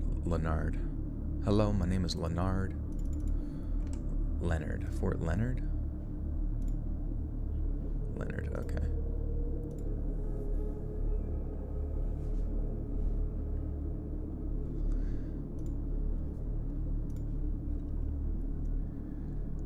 I was at Fort Leonard Wood from 2010 to 2011. We did our training in those woods too. I often talked about drill sergeants and how they told us not to wander around at night, how we had to radio in for an escort in the bathrooms, etc. All the drill sergeants have live M4 carbines, and we have beater M16A3s with blanks. Probably M16A3s. All the drill sergeants have live M4 carbines, and we have beater M16A3s with blanks. I never told anyone the story about the odd things that happened to us on nightland navigation in those woods. Nightland navigation is when you walk around in the woods at night in full battle rattle or fully suited gear and look for certain pre-decided points that each have a code word. Different groups get different points, so every group has their own I was confused about the ending of that one sentence. Look for certain pre-decided points that each have a code word. Okay, I guess that's it. I would like to hear the ambient sound or music a little bit more. Okay. Let me turn it up.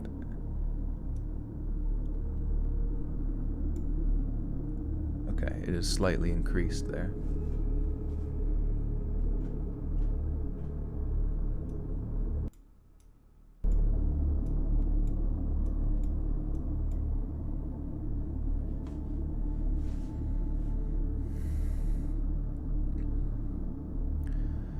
I have a couple of stories. My wife says they're excellent. I'm going to have her type them up, and I'll send you one. If they stick, they stick. If not, no worries. Oh, okay. I appreciate it. Yeah, thank you. Yeah. If anybody does have any stories, please do send them to reddit.com/r/letsreadofficial, or you can email them to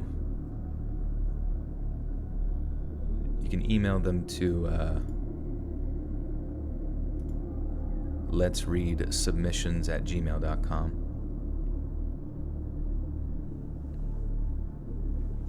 How long is the aquatic loop? So it actually is 3 hour. It's a 3-hour loop. I think it's initially 1 hour, but I mean, I was able to get a 3-hour extension on that just to kind of coincide with streams. But if you want, I could definitely put the loop as its own individual thing over on Patreon or as a YouTube members thing. I think that would be cool if you're into that. If you're into that sort of thing. Driving home with the background music sounds super immersive with the system. Nice, that's cool. Yeah, Simon is the guy. He helps me remaster my podcast audio so it sounds super nice and silky. Does a lot of other stuff as well. And he had helped produce this, so he's super talented. Young guy out of South Africa.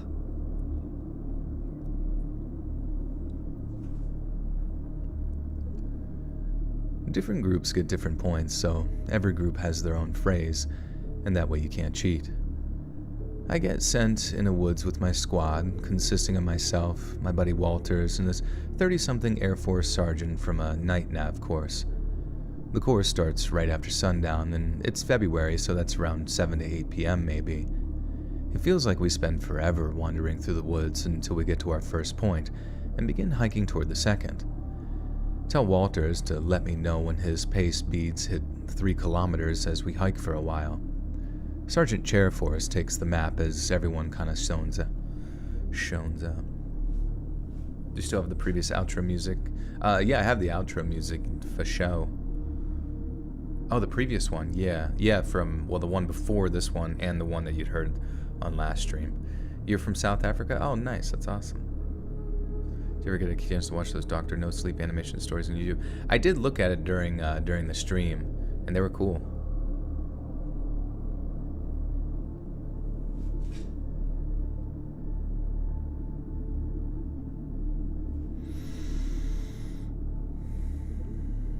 At some point, we crossed the stream and I asked, what was it?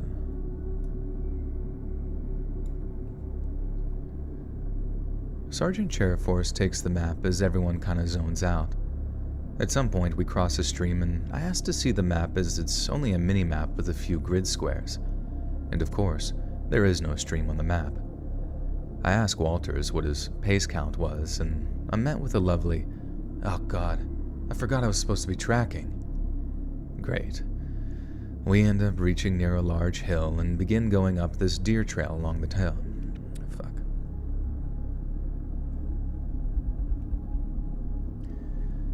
Great. We ended up reaching near a large hill. What does that mean? You overdrafted today? You got drafted to join the big war in Somalia? Great. We ended up reaching near a large hill and began going up this deer trail along the hill. Suddenly, Sergeant Chairforce grabs me by the collar and pulls me backwards. I'm sleep-deprived, hungry, and super stressed, so now I'm very mad and start to lose my cool. Before I can even begin to insult him, he makes a shushing motion, looks dead straight ahead, and points. A few meters in front of me, there is a tripwire going between two saplings on either side of the trail. He brushes away some dead leaves carefully, and I hear him say,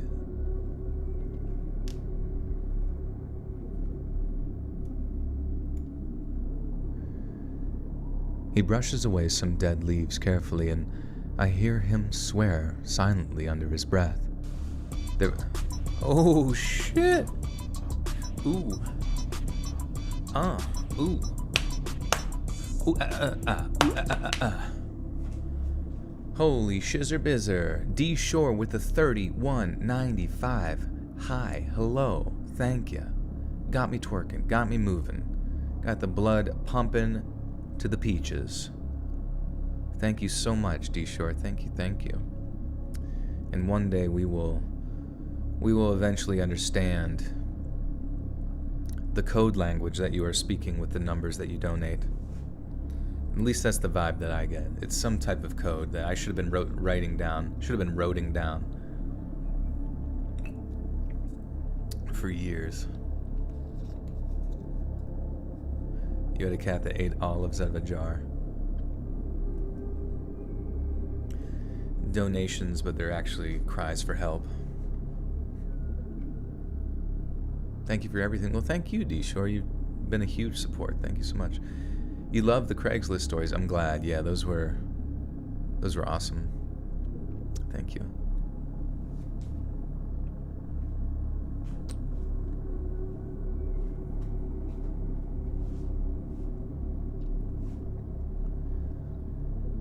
He brushes away some dead leaves carefully, and I hear him swear under his breath softly. There's an 81mm mortar buried in the soft dirt.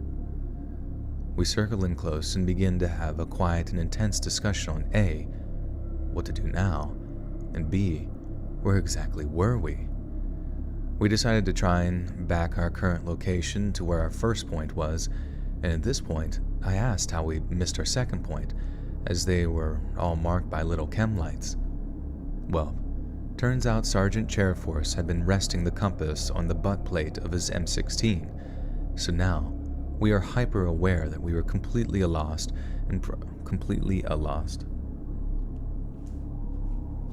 Yes, hydration check.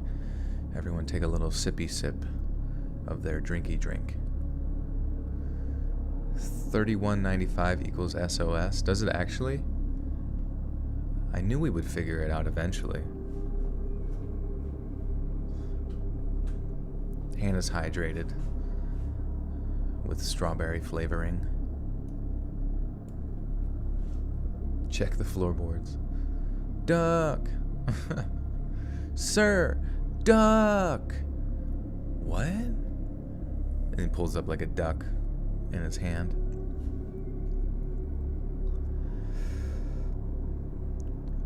So now, we are hyper aware that we are completely lost, and probably several clicks from anyone in our company. We have 3 more hours of the Nightland nap. Man, I suck baloney.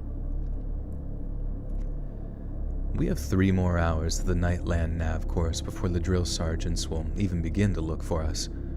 We decide that we should head in a direction roughly opposite to the booby-trapped hill, as we don't want to encounter another mortar and all die. I tell Waters to watch his pace count this time, and we hike for about 1 kilometer. We ended up coming to a misty clearing about 50 meters across with chest-high grass. We make it about halfway through the field when we suddenly hear something, and we stop. As we stare through the mist, I watch as 4 non-humanoid figures rise out of the grass. We raise our useless blank-filled weapons, and at this point, I've come to terms with my own death. Suddenly, they begin yelling, "Drop your weapons! Drop them now!" We yell the same thing back, and also yell the challenge of the day, and we all realize that we were both military and both sides lower our weapons. They approach us and talk to us and ask us why we're in this area, what unit we're with, and who is our first line.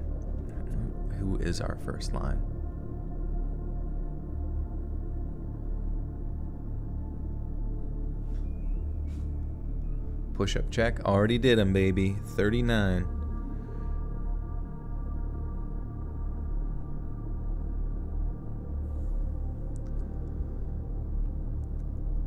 They approach us and talk to us and ask us why we're in this area, what unit we're with, and who is our first line, etc. The reason they all look so non-human-like is because they're all wearing ghillie suits, face paint, and are armed with high-grade M4s with PEQ-15s with what look like thermal optics and suppressors. One of them goes off to make a radio call as the other 3 stay with us. They begin to make small talk about how they remember BASIC and give us cigarettes because they remember Nick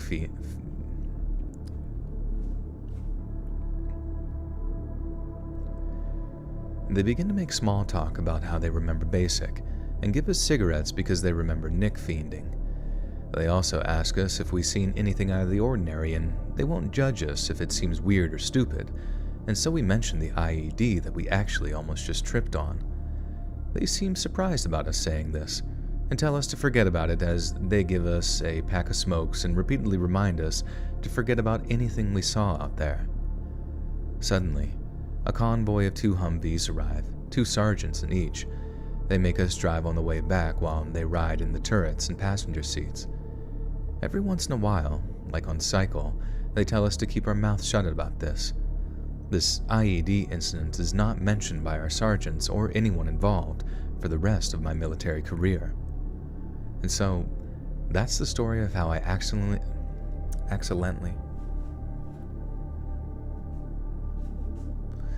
You and Mr. Nightmare are my favorite voices, thank you.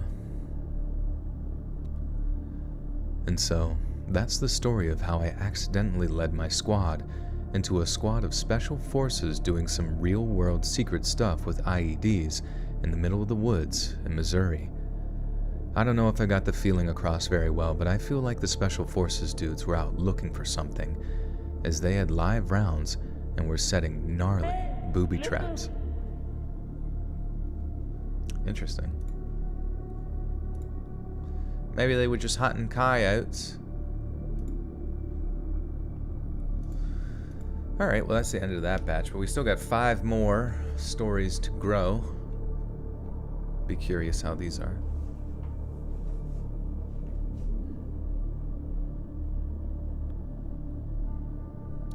Jacob with the 5 says, me being a deputy sheriff, I see messed up things every day. Joel, my brother, you, and my family helped me get through the day-night. I want to thank you.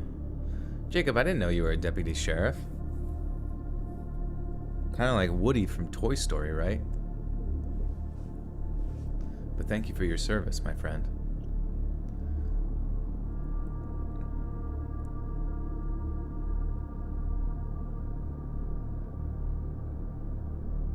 Booby trap. Cammy Cakes, thank you. Good to see you. Just did the push-ups, 39 sucks. 39 did suck. There's a lot. I live over the rainbow. Yes, just follow it. After every storm. Sound effects in future stories? Probably not, just because it's like...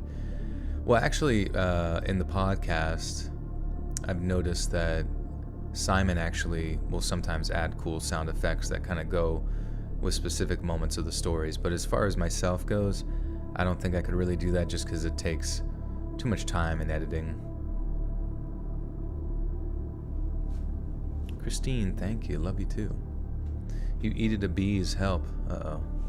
You eated the whole bee's nest.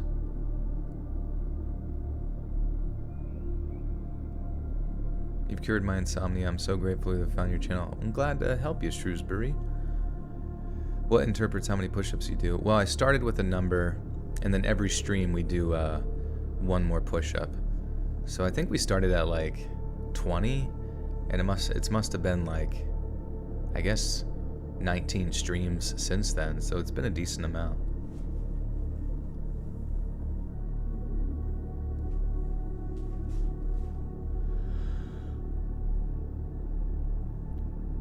I have another pizza delivery story. I know there's a lot of these, but this one is different. I deliver for a higher-end pizza place owned by an actual Italian family. At this time, I've been working there for about 3 weeks. Most of the time, I can barely understand them. Even the register was in broken English. One day, I noticed a sticker in bad English saying, "No ask for change for this number." What.jpg? I asked the owner, Luigi, what it means, and he tells me that my buddy, the other driver on Saturday nights, got into a fight with this old dude after he asked if the customer would like change back. I think that this is odd and continue. By some chance, my bud comes back seriously weirded out, explaining what happened. Dude, he loves teddy bears. This guy, he lost his mind. He's like fascinated with teddy bears. I'm so confused after he tells me this. At the time, the sun is still up and the next driver comes in to replace my friend. He had to leave to get home for something, so he didn't fully explain what happened. The sun goes down and I'm sitting in the empty store. Slow business. Phone rings and I dash to the register because I need the tip money. The other driver is lazy anyway. I look at the caller ID. It's the same number from the sticker. To my... Shit. Jacob with the 2 says, Joe, I like your Homer Simpson impression. Ooh! Wait, do I do Homer and Simpson? Homer Sampson? Homer Simpsonite? Why, you little... No, I can't. I like trying to... I can hear it in my head, but I can't. Jelly donut? No. Ooh! I don't fucking know. You get the idea. I can't... I'm so bad at impressions.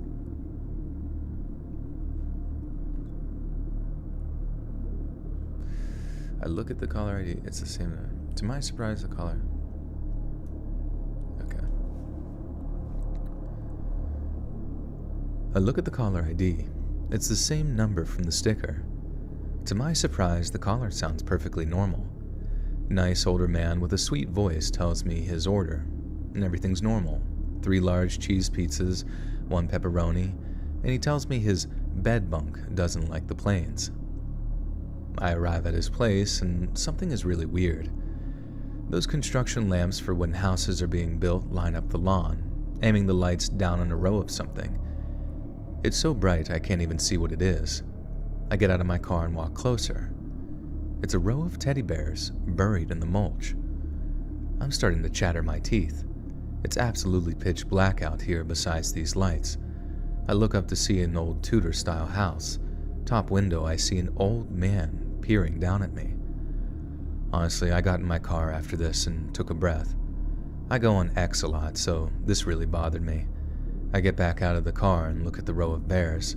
Notice that all of their scalps are taken off, exposing the cotton stuff. Magic markers fill the tops of their heads, and I'm so confused now, and more confused than scared. I man up and approach the door. The second my foot touches the step, he opens the door. He bounces his arms off of his body over and over, doesn't make any eye contact, then bounces elbows off his body and comes out in the shape of a V. I laugh nervously and tell him the price while handing over the pizza. He continues to look around, everywhere except my eyes, and just won't acknowledge me.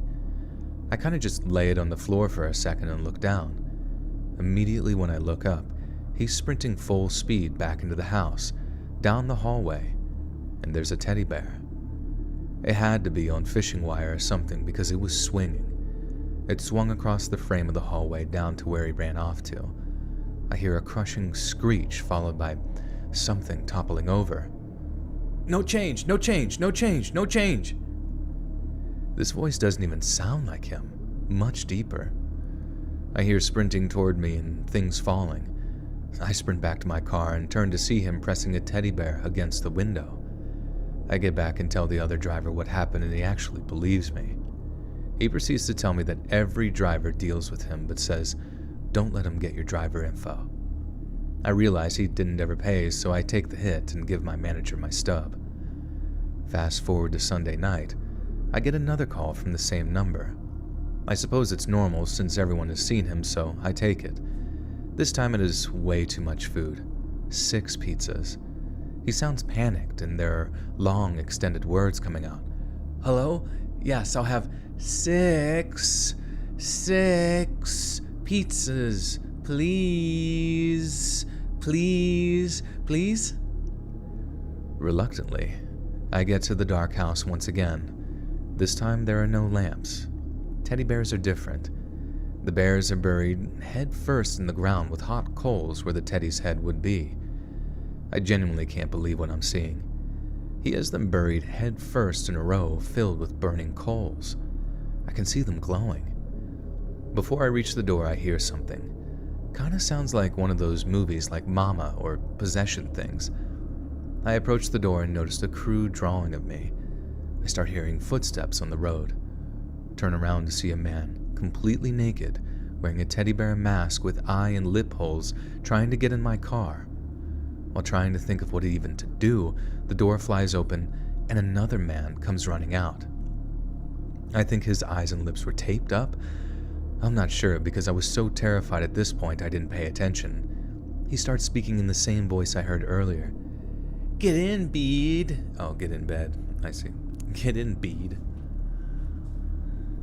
Holy shit. Yeah, this story is much crazier than the last one.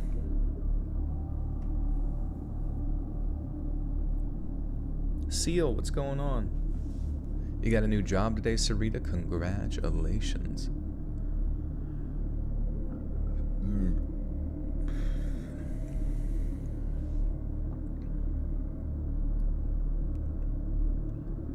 Get in bed with Teddy.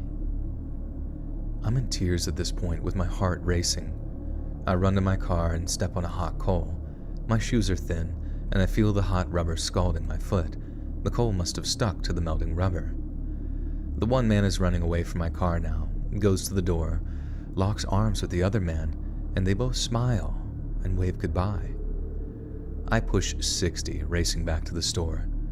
I don't even explain to the Italian family because the other driver's gone, and I quit and just head home.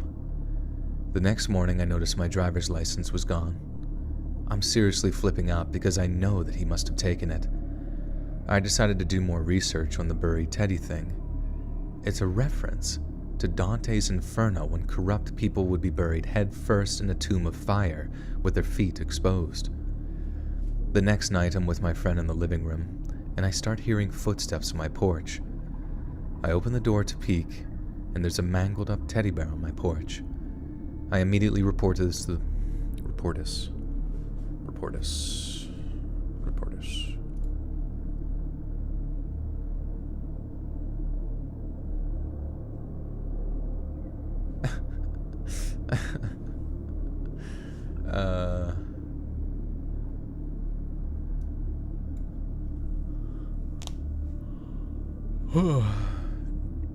Joel, you are a crazy bead.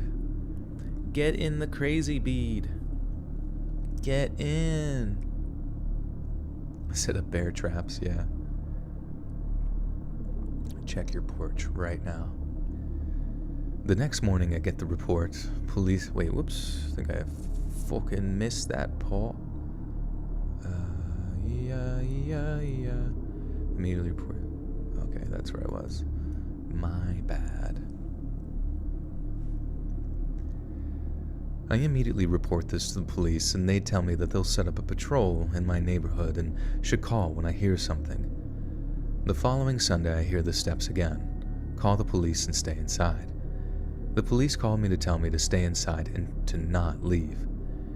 The next morning, I get the reports and police cars are lining my street. A teddy bear was hung by a rope filled with actual human tissue. It was reportedly from an elderly man, and police ask me all the details I know and tell them what I've been telling you. They report to the old man's house, and the old man answers. He has no idea where his friend went, who's apparently missing, and I have a feeling that he does know. To this day, every few Sundays I receive a little bear. I live in New Jersey, and you can check the police records. I haven't been able to find anything on their website, but I don't really care at this point.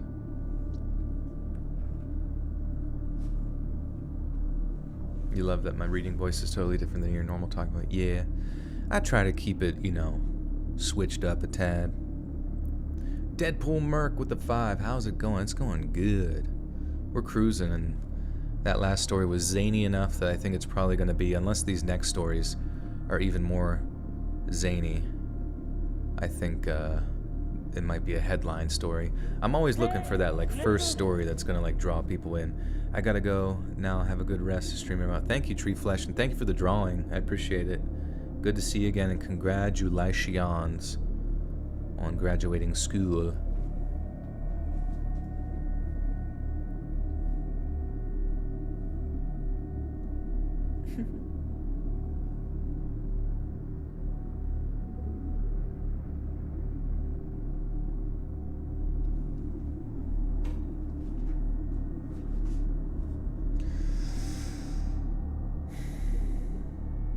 Cool comment. You want to see my face? No. No. My nephew licked salt shakers. I would remove the lid and tell the waitresses. He stopped pretty fast after that. That's funny. You seem so chill, dude. Love your content. Thank you. Yeah, I do be chilling from time to time. I'll draw your blook. What's a blook?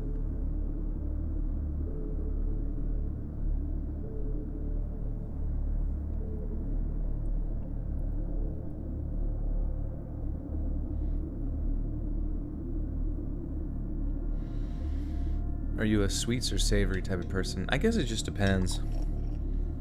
Whenever I do eat savory food though, I enjoy eating it with Diet Dr. Pepper Zero Sugar. I'm not sure why exactly.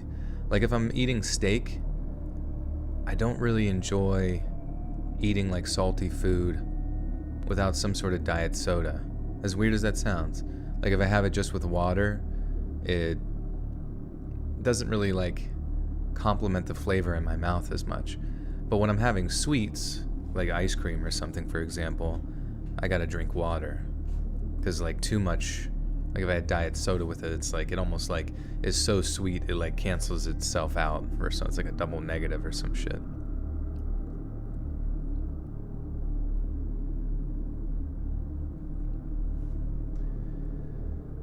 For this story, I'm going to need to divulge into my high school life a bit. This is mainly to talk about David. David was one of those kids. Creepy, unkempt, and very awkward. But many hung out with him due to him always having the money to buy friendship. No one ever had anything good to say about him. Always smelled, never seemed to wash, and never seemed to be able to not make things awkward. Nothing too crazy at first, but around senior years when he became very unhinged. He had always been creepy when it came to personal space, walked way too close sometimes, accidentally touched either me or a friend of ours regardless of who we were. He always did it with an air of, if you say yes, we do it. If you say no, it's a joke. But now, he went out of his way to make it clear what his intentions were around us. At one point, he got punched by one of my friends when he accidentally touched her breast. And one time, he got full-on expelled for sneaking into the women's locker room and gave the exclusive.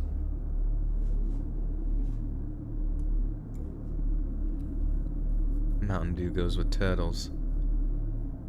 Now you want to drink Diet Dr. Pepper. Yeah, Diet's pretty good. Deep fried food goes well with lemonade. Oh, interesting. Yeah, it is almost fair season. Well, fair season is usually around August, I think.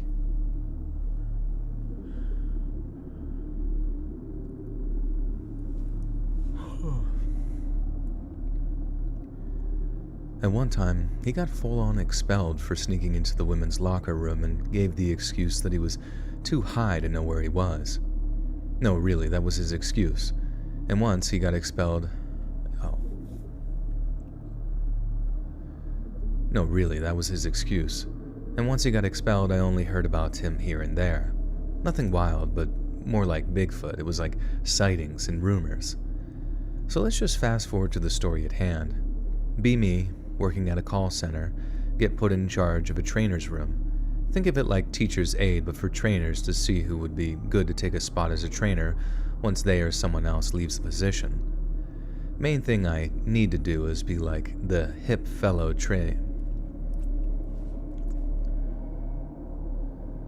The main thing I need to do is be like the hip fellow the trainees talk to, since many who come in are usually straight out of high school and I was still 21 at the time.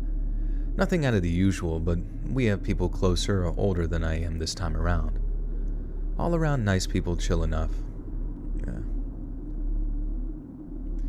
They're all around nice people, chill enough to even go out and have a drink with, I suppose. But among them I see a familiar face. The same fat, unkempt creeper I knew back in high school. Oh no. I try my best to conceal my identity. I was very fat in high school, but over that time I fitted up. I was very fat back in high school, but over that time I fitted up, so it wasn't hard to conceal who I was without so much as the weight gone.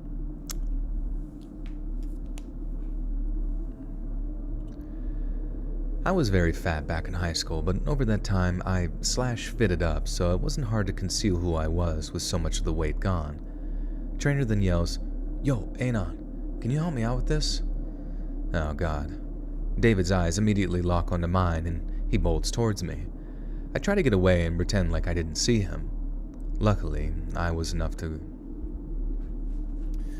Struggling with this one. Why does unkept have an M? I think unkept and unkempt are two different things. This is unkempt, which is a word meaning not combed, unkempt hair, deficient in order or neatness, unkempt individuals, unkempt hotel rooms, unkempt prose. And unkept, I'm not even sure if that's a thing. Oh no, unkept is an unkept promise or unkept garden.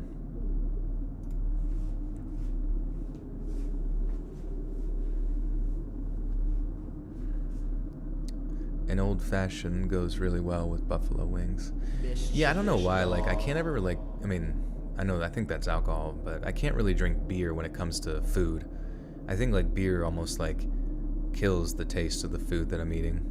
Maybe I'm just not used to it. SJ Curtis, welcome back for 7 whole months in the Butter Sock Cult. Says, hey, just got in, how are you? Over COVID and working out for a caving adventure over here. As the short guy, I know they'll make me squeeze into spots. Please do be careful, seriously. Especially if, like, I don't know, you have any, like... Well, I mean, if you're working out to get in shape for it, but just do be careful. Down there. Don't get brave. You know... Understand that it's very easy to get lost in the fucking caves. I mean, just from my experience. I'm just saying. And don't try and, like, think that you can just squeeze through some hole that other people can do... Or if there's like a quote-unquote geocache where they have to have you climb down a rope or some bullshit to go like write your name in a dumbass journal for other randoms to read. Don't even like, just be careful and be aware. And maybe even think about bringing some type of like respiratory thing, because it is very, very,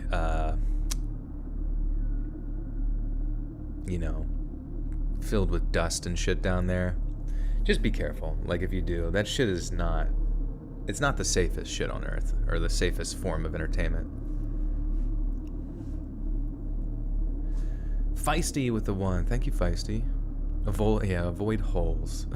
Don't jump in any random holes.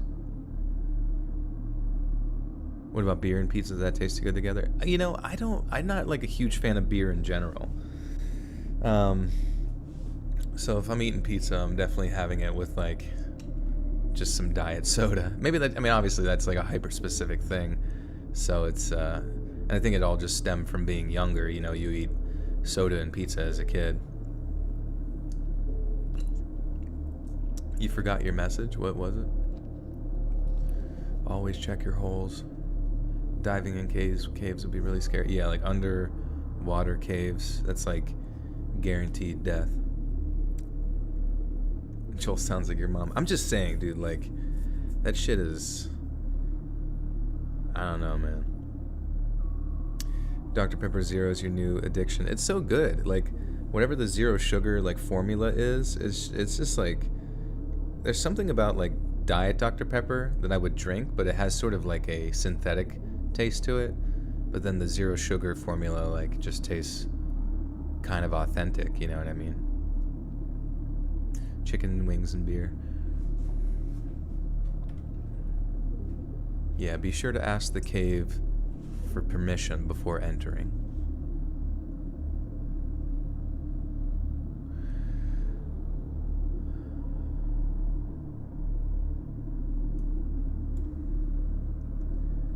David's eyes immediately lock onto mine, and he bolts towards me. I try to get away and pretend like I didn't see him, and luckily...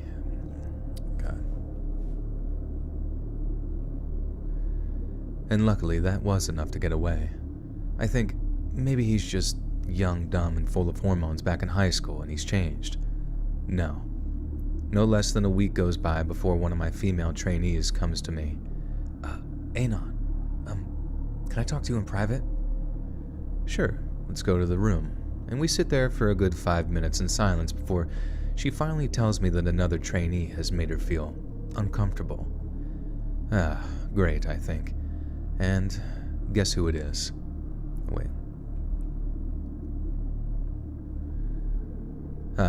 Great, I think. Can I know who it is?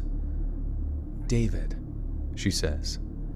Said that earlier in the week she was sitting next to him when she asked if she could borrow a pen for some paperwork she needed to fill out.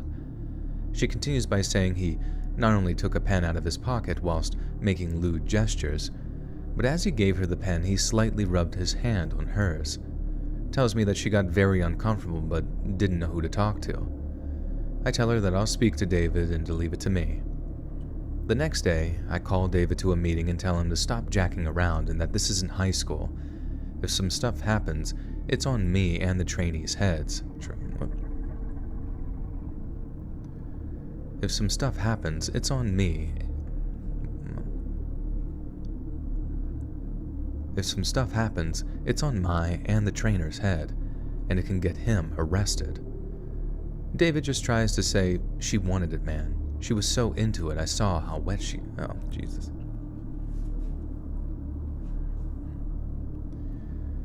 David just tries to say, she wanted it, man. She was so into it, I saw how she got. For Christ's sake. David, if you do this again, I'm gonna have to not only write you up, but suspend you without pay. And he just says, lol, okay. I decide maybe that's all he really needed and move on. The next couple of days, I get complaints from both the men and women in the class about how creepy he is. Tell them if you want him out, to please make a report about this. The company has a policy where you can't complain on someone else's behalf, no matter how much evidence you may have on the person. Over the next few days, everything from complaints about his smell to his dress to even his work ethic was sent to me. For example, he vomited on his jeans and came to work with the same jeans unwashed for a week. He smelled like urine for 3 days straight and got very close to people when they told him that fact. He kept slightly touching or poking people when they told him to stop multiple times. He full-on reached for someone's junk at some point. All these complaints and not one report from anyone. Fast forward 2 months into training and a trainee comes to me and says that she wants to file a complaint on him. Lady goes on to tell me that David followed her to her car that night before. He was asking her for a ride and she refused more than 3 times. Finally, she got in her car and was about to go when she saw David put his backpack on her hood. He then proceeded to try and open her car door. "Let me the F in. I want to ride home. I'll die without a ride home," he yelled along with other less than classy words, according to her. She finally just decided to Driv off. Jacob with the two says, the sax bots, I am the game, and I make the rules. You hear that, bots? You don't want to mess with this game. Listen. Because Jacob is the game. You're fucked up and almost ran over your neighbor's dog. Oh yeah, I mean, if you're on something right now, my friend, I would suggest not driving.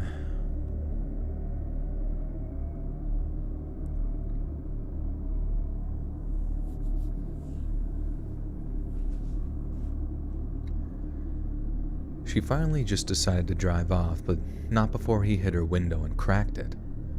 Okay, this is where it ends, .jpg. But wait, there's more.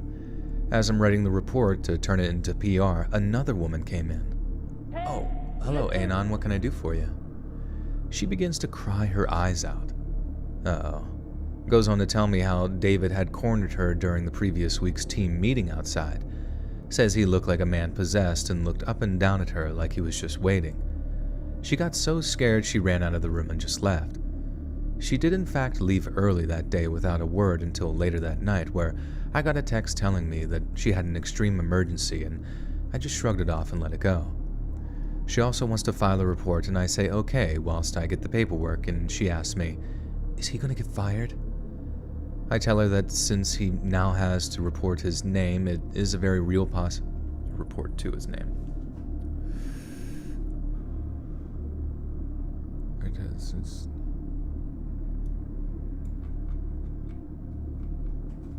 Claire Connolly with the 5 says, I don't know why more people don't use the name Joel in their stories if they don't know they're going to send it to you.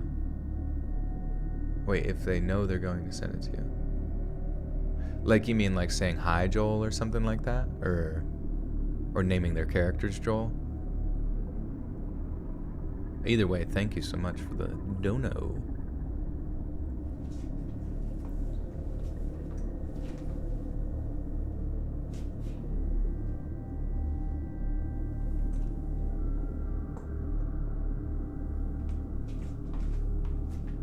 You're hungry, what should you eat? Maybe some celery with peanut butter and raisins on the top.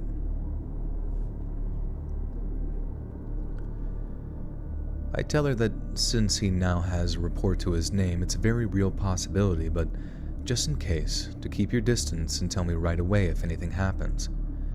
She leaves and I'm now stuck with having to write 2 reports for this guy, and in some way I'm relieved because it just means I won't have to deal with him much longer. I turn in the reports and notice David outside, thinking about talking to him and maybe, just maybe, making him understand how screwed up he really is. I decide to not and just walk off. All of a sudden I feel a hand on my shoulder and realize from just the smell it's David. Now what? Turn to David and he is looking at me like he wanted to stab the first thing he saw. What did those people freaking tell you? Did they stalk me? Did they go behind my effing back? I didn't answer his question, but I did tell him that he has to make sure to watch himself from now on unless he wants to put on some sort of...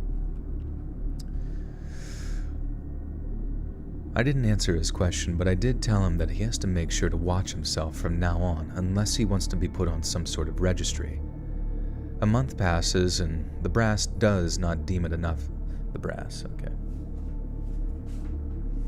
Joel, if I graduate Ranger training, I will donate $1,200, I promise. You don't have to do that. Don't do that. I mean, let's go celebrate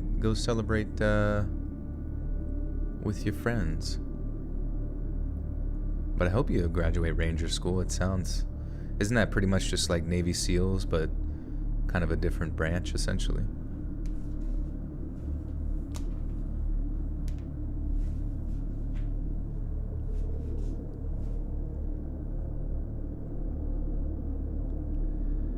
I didn't answer his question, but I did tell him that he has to make sure to watch himself from now on unless he wants to be put on some sort of registry. A month passes, and the brass doesn't deem it enough to fire this creep. I'm just as surprised as anyone. And finally, the faithful day comes. David's finest hour. Starts off normal, but for the past month, we had David in a separate cubicle away from the class at the behest of our PR department. Finally, lunchtime comes, and of course, my job is to keep a lookout for David. If anyone here has worked for a certain company I worked for, you know they run their company like they do the mob. Real shady, and no one outside usually gets involved, and people on the floor and management get used for...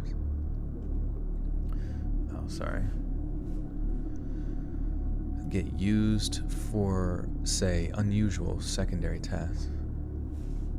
Still sign as a stop sign. True.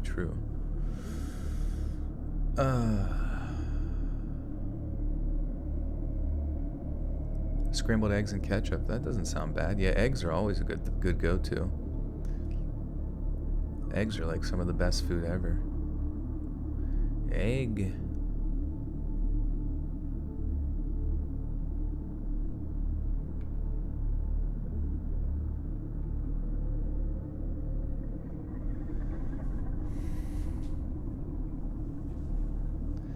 If anyone here is where, okay, blah, blah, blah, usually gets involved in people on the floor or in management get used for, say, unusual secondary tasks. Wait, I don't really understand that. If anyone here has worked for the certain company I worked for, you know they run their company like they do the mob. Real shady, and no one outside usually gets involved, and people on the floor or in management get used for, say, unusual secondary tasks. Oh, okay. Cover more beach stories, yeah, potentially for the summer, as everybody starts to vacation a little bit more. It is interesting to see stories kind of fluctuate with the seasons. If anyone here has worked for the certain company I worked for, you know they run their company like they do the mob. Real shady, and no one outside usually gets involved, and people on the floor or in management get used for, say, unusual secondary tasks. Go about my lunch, having to make sure David doesn't leave my sight or go near anyone. Most of the team I was helping train felt bad and ate with me during that time, even though they knew they weren't supposed to. Anyways, get to about 3:30, almost time to let the trainees go home. All of a sudden, David comes up to me and looks me in the eye, like he tried telling me something with only his gaze. Can I help you, sir? I need to teach you something again, sir. Okay, what do you need help with? Oh, well, whoops. Can I help you, sir? I need you to teach me something again, sir. Okay, what do you need help with? He takes me to his cubicle. I see him reach into his bag, and he takes out a list. It has written on it the names of people who have either filed a report or just generally complained about him. David, what is this? Just a list, sir. I just want to make sure they get what comes to them someday. What? You know, I have a gun or two. Not mine, but I can use them. David, you do know that what you're telling me can be taken as a threat. Well, so what? You're my friend. If I kill them, you can help me get... So what? You're my friend. If I kill them, you can help me... I keep thinking it's gonna say something else. It doesn't. If I kill them, you can help me, right? Well, so what? You're my friend. If I kill them, you can help me, right? Remember, I gave you $1 in high school. I scratched your back. Now scratch mine. I decided that's enough and went to PR immediately in person. I tell her the stuff that happened, and she tries to make every excuse as to why it may not have been so bad or why we can't just fire him. I tell her that besides me, 2 other people filed official reports, and everyone has complained more than once about him. Finally, she gives way and says that she'll investigate it. I tell her if she wants to see it, then her best option would be to get him to show his bag.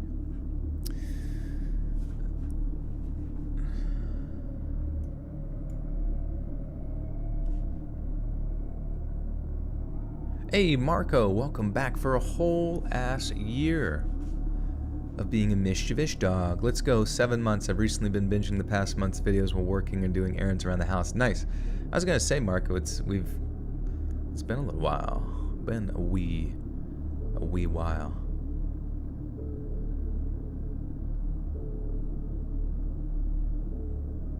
Oh, HR. So, okay, yeah, I'll go back and say HR because I think that's what they meant instead of PR. I prefer ranch. I decide that enough was enough and immediately went to the HR person. I tell her the stuff that happened and she tries to make every excuse as to why it may not have been so bad or why we can't just fire him. I tell her that besides me, 2 other people filed official reports and everyone has complained more than once about him. Finally, she gives way and says that she'll investigate it. I tell her if she wants to see it, then her best option would be to get him to show you his bag right now. She reluctantly decides to go and check his bag along with some security guards.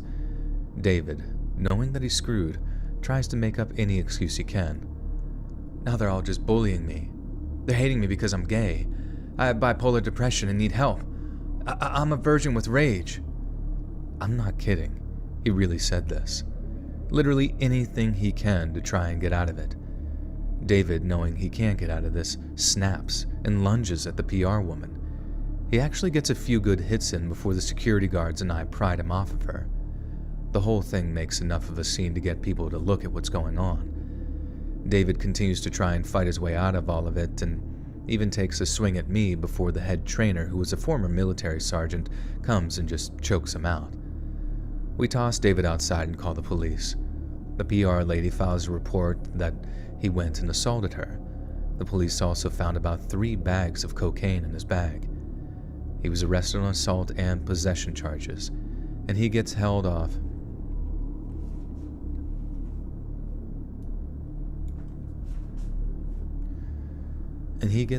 Whoops, fucking highlighted the wrong part.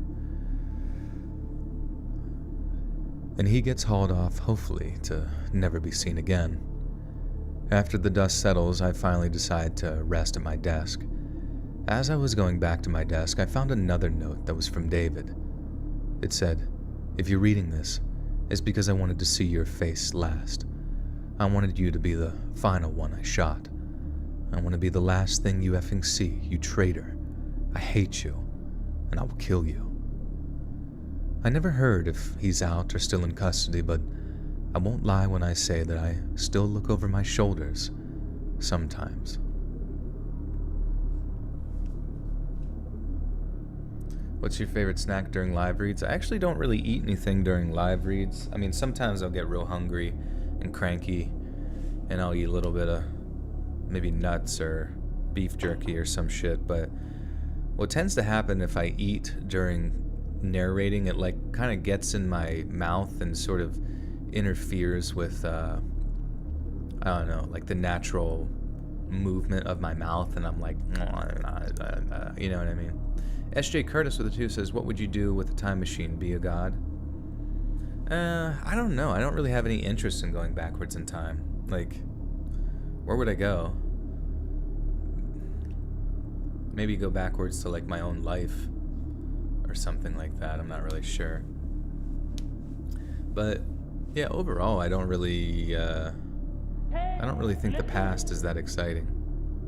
I'm pretty cool with like right now. A rageless virgin. I went to the PR departments for an HR problem, and they told me to look on the bright side. Beef jerky is the love glove? What? What would you do for a Kit Kat? Probably unspeakable things.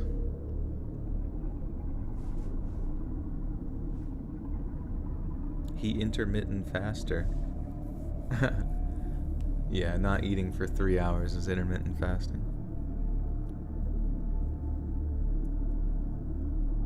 I like when Let's Read has his dainty snacks on stream like a little spooky tea party. Everyone gather around.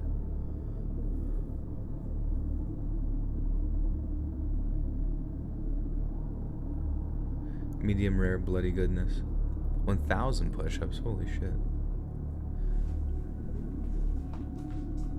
haven't seen Pradeep in a while. He is just not interested in me anymore.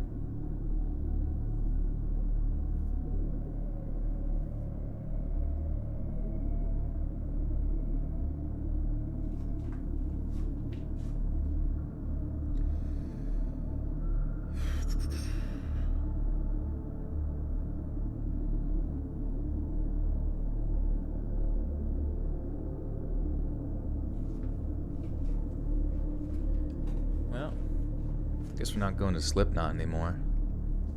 My friend just texted us and said they got sick. For real, what is 4chan? 4chan is like just like kind of like Reddit, but like anonymous. And it's just like a series of message boards that people post in. I don't really go on there ever. I don't know, remember the last time I've been on there personally, because it's like, it's so disorganized, like you can't ever actually like find any sort of content that's, I guess, I don't know, it's just kind of confusing. Linz, welcome back for 5 whole months. Best 3 months ever. Thank you, Joel, for all that you do to entertain us and for having the best friends. Love to all my fellow butter socks. Thank you, Linz. I appreciate that. Always happy to have you. And Ryu, welcome back for 5 months. It's storming right now, and it's nice to be listening to your stream. Well, welcome. I do like storms, especially. It's nice, like, the clouds are just so much nicer now, too, during the coming into summer months and spring and stuff like that. They're just so much prettier and more full. It just kind of feels like, I don't know, when it comes to winter, I just feel like I'm, like, waiting my whole life to, like, live, you know? And Summer Markela, thank you for the 4. Hello, hello.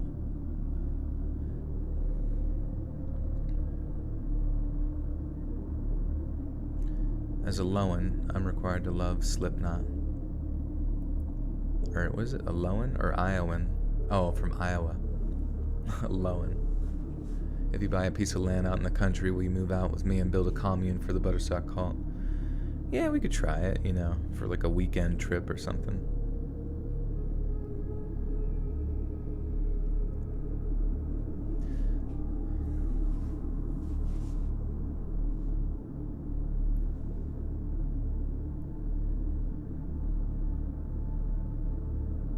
Butt crack sweat.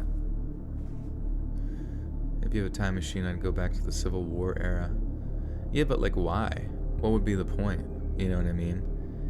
You'll get back there and maybe if it's something you want to see, but there's really nothing I want to see. I don't really give a shit about old stuff. Old stuff is boring. Maybe some of it. I don't know.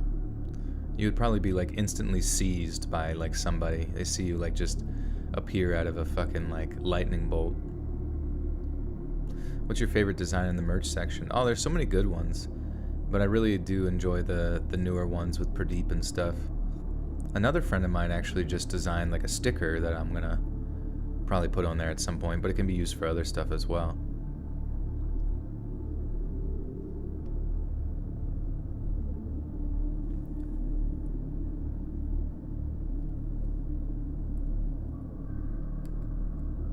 Me and Jared Leto. Oh god.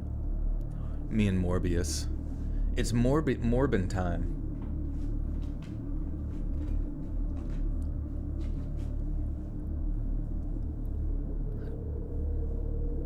Did anyone see Morbius and is it any good?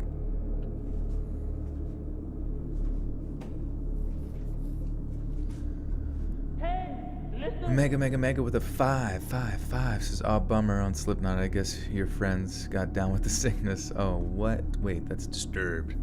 Ooh-wah! They caught the ooh-wah. The Morbius sweep.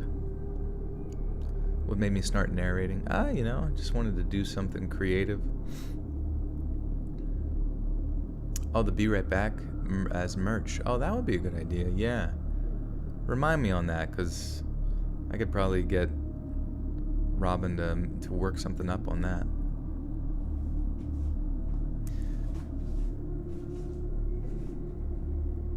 Ooh, wah. It is Goats Make Movies' birthday. Who's that? Jacob with the 2 says, I got this, Joel. The past is the past. This is now. Thank you. Thank you, Jacob. Sometimes I can't quite put it into words, and you always know how to. Oh, so poetically. Morbius was a great movie? Oh, okay, interesting. I heard it was the highest grossing Morbius movie to date.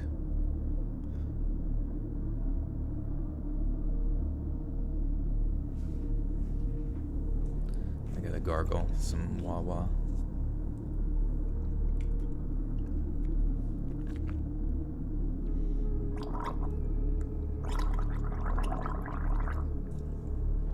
Pirates or 76ers? I actually don't watch basketball.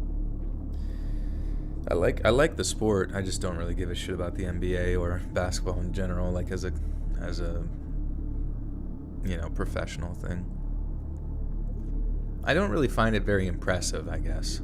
Like, obviously those guys are very athletic, but like ever since I was younger, it was just like they score 100 points a game and they couldn't really interfere with each other. You know what I mean? Like, sure, like it does require a lot of like skill to be good at defense in the NBA, because you almost like have to know how to do it without really like, have a lot of body control, you know what I mean? But overall, I like the sports that have a lot more collision to them, you know what I mean? A lot more physical. Dread Archive with 5 says, going back in time is all fun and games until you start reverting back into a sperm egg cell during your journey. Yeah, you just, the phone booth opens up and you just come out as a bunch of goo.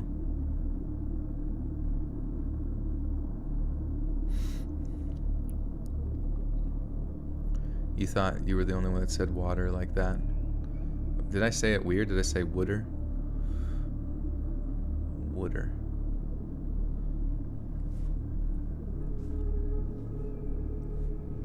Joel, can we do a live stream sale sometime? Like a special event? What do you mean live stream sale? Jacob with the 5 says, Joel, I don't want to judge Maribel, but every time she joins a stream, the sex bots appear. Maybe Maribel's a sex bot. Oh my god. If she heard you say that, she would commit mutiny within the Buttersock Cult Council. She would reassemble it just so she could commit mutiny. Can I pronounce the word fugitive? Fugitive. Fugitive. You were conceived in a phone booth? No, that's just what's his name uses to go back in time, or what the fuck is his name? I don't even remember. I don't even fucking know. Do you watch handball? There's so much more contact, dynamic, etc. But I truly think you'd like it. I don't think I've ever seen it before. Sounds intense. You don't know about live sales? What is it? Just tell me. Stop holding all your secrets. I've had a lot of time in the security world, and my favorite gig was an armed patrol security company I used to work for. We would primarily run security for Section 8 complexes. I was OIC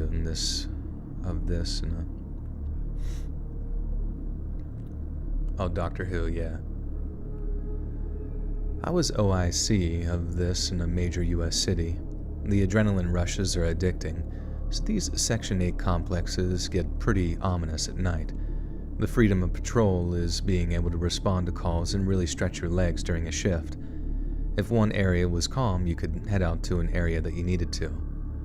Around 2 a.m., patrolling in a complex of multiple 3 to 4 story buildings. Sometimes this place was so bad that we would roll gun in hand sometimes. Roll around to the rear of this building and notice one of the boards of a dilapidated building is ajar. We would clear these buildings for vagrants and other illegal activities. Get out of the patrol car and look around the area. It's dead quiet. Figure that I'll clear the building, something to do at least. Once I get inside, I look around. The regular once occupied dwellings have signs of previous life. Always wondered who lived inside, what decisions in their life led them here, and what exactly happened that caused their building to be taken over by gangs and them forcefully moved out. I would always find the odd legal letter here and there, the odd children's drawing of their family or the sun and flowers.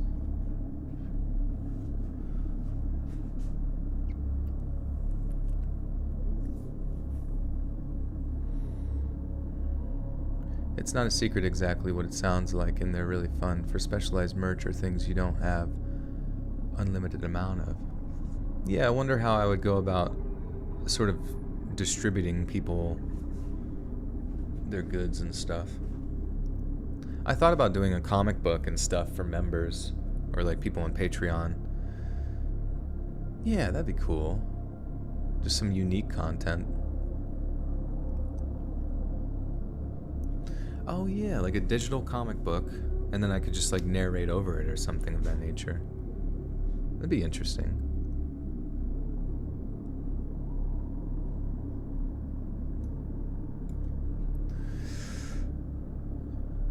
I would always find the odd legal letter here and there, the odd children's drawing of their family or the sun and flowers.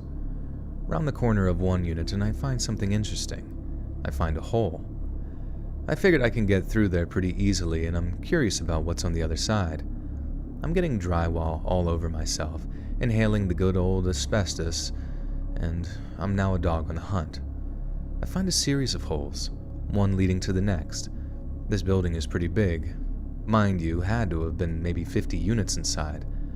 Honestly, I'm having fun in this ghetto labyrinth, still going deeper into the abyss. You would find constant graffiti around. Sometimes it was a menu of services in the area, sometimes it was just a child screwing around. I figured I had to be getting closer to the end, shouldn't be that many units left. I would always stop and read what I came across. Sometimes it was intel, but I would always think of myself as a ghetto archaeologist of sorts and absorb everything I could. Finally reached the end of this whole journey. The end has a bigger room attached to a smaller one to the side. Clearly, this is the sin room. Find a bunch of smashed phones in one corner, trashed litter about, signs of people that were in this room not too long ago. Then I started to find a lot of bullet casings around the area and made sure to document one. See, the last room I haven't looked into yet. Go into the last room and that's when I see it. The danger zone. Bone. The danger zone bone?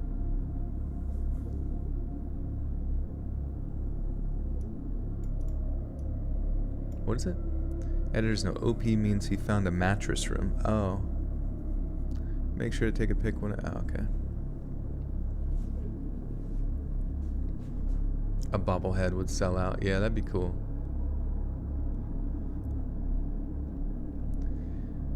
The danger bone zone, i.e., I've found a mattress room. I make sure to take a pic when I realize, and I'm deep in a labyrinth that, I make sure to take a pic when I realize I'm deep in a labyrinth that no one knows I'm in. Radio is out of signal range and I have no backup. I see a bunch of stuff in front of me. I think there's blood on the mattress. When I go in for a closer look, I hear a series of footsteps in front of me. Immediately know that I'm deep behind enemy lines and I need to GTFO out of them. Immediately know that I'm deep behind enemy lines and I need to get the F out of there. I'm not a cop. I don't really care what happened here. I need to get out of here. I book it out of the holes and get back to my car. I light a ciggy and hit the road to calm my nerves. This place had murders at least every month. It was honestly the worst I'd ever been to. It's now been demolished, but I find myself thinking about that ghetto maze from now and then, wondering what true stories happened there.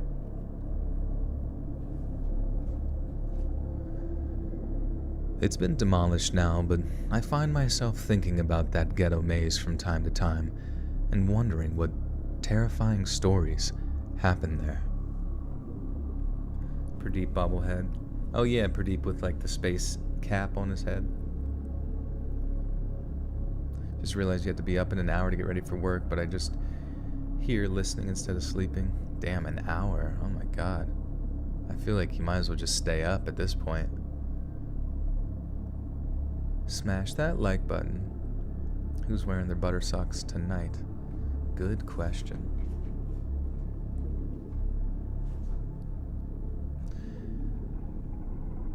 I have one to share. It's not spooky as much as unsettling. But be me, a 22-year-old security guard on their last shift. Been working this job since I left the Air Force. Finally getting around to going to college, so I'm getting a new job in the campus library. I basically work as a gate guard for some snobby rich neighborhood. Place is honestly the worst. People scam literally everyone they can. 75% of my job is turning away pizza guys who were given bad checks or letting cops in to serve court orders. Last part of my shift, my replacement was supposed to be here at midnight, but it's now 30 after. Screw you, Kyle. Gray Nissan pulls up to my gate. Dude, I just want to leave. Instantly feel like something is off. Keeps ducking low or glaring when the occasional car passes us. Wait, who does?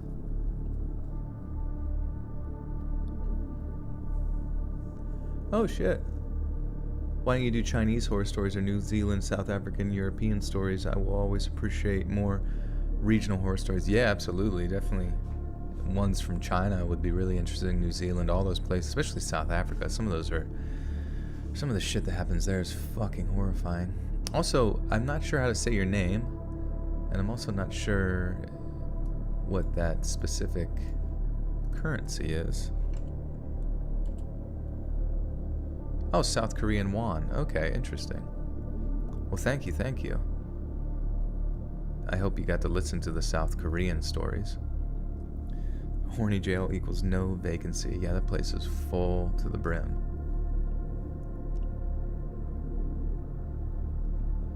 Wonder if I can look up how to say if I highlight it.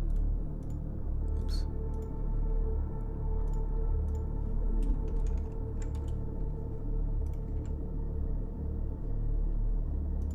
Let's see, Google Translate.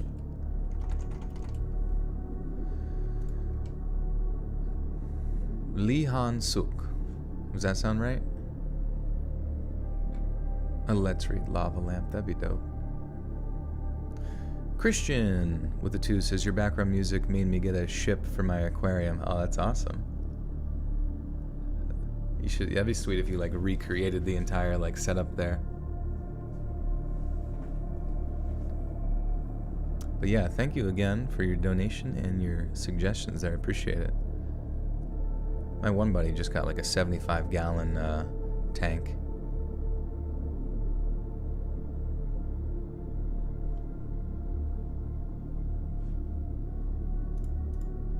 Hey, listen. Okay. Keeps ducking low or glaring when the occasional car passes us. Just residents coming home. Ask her if she's okay.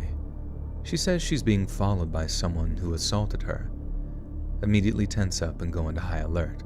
Ask her if they're close. Start looking for anyone or any cars loitering around. She claims the car that just passed us was the abuser. And before I can say anything... Wait, did I miss the part?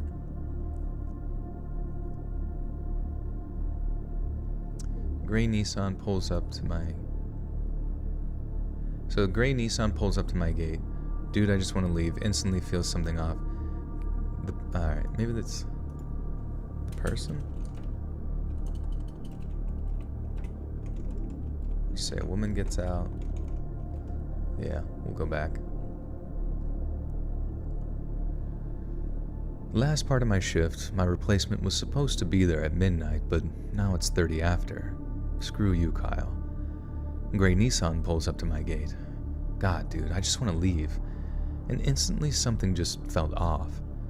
A woman gets out, keeps ducking low or glaring when the occasional car passes us, just residents coming and going. I ask her if she's okay. She says that she's being followed by someone who just assaulted her. I immediately tense up and go into high alert. I ask her if they're close and start looking for anyone or any cars loitering around.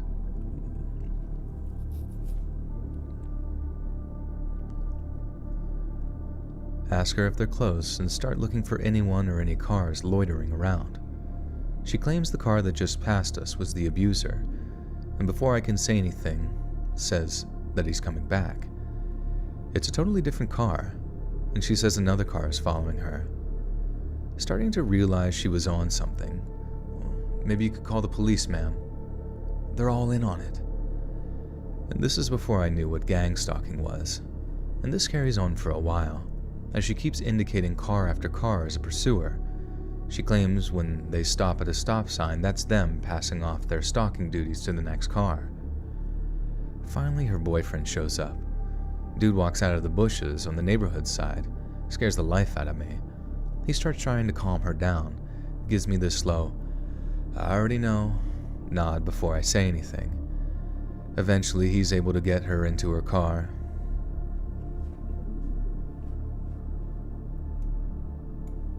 Claire with the 2 says, "I have some crazy South African stories for you." Yeah, definitely send them in.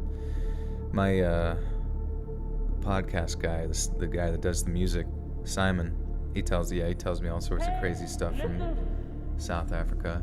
And I just think it's crazy that, like, why the fuck does the I don't know, they just like knock the power out randomly. They're like, all right, no power. Like, I don't, like, how has that not been figured out yet? You know what I mean? It just seems like some like really archaic shit.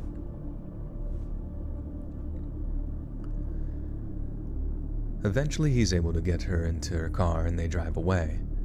Other guard shows up as my butthole begins to relax. I tell him about it and go home.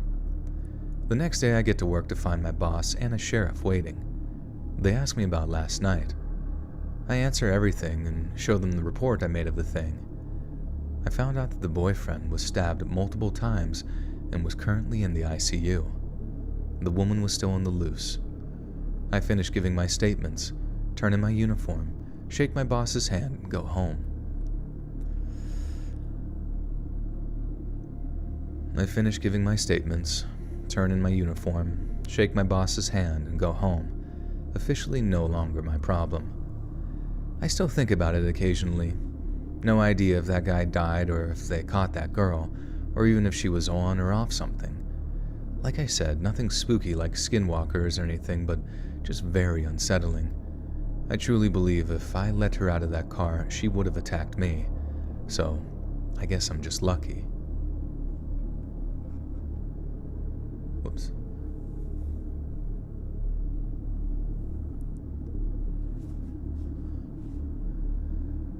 I truly believe that if we kept talking and I let her get closer, that she probably would have eventually attacked me. So I guess I'm just lucky. Shout out to the puckered butthole.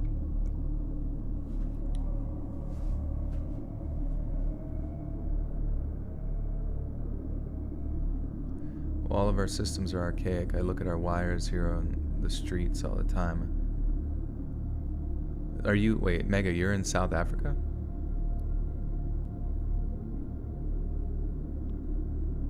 Well, yeah, but I mean, we don't have power outages. You know what I mean? I just think it's weird that in like South Africa, there's like, it's supposed to be a comparable society to like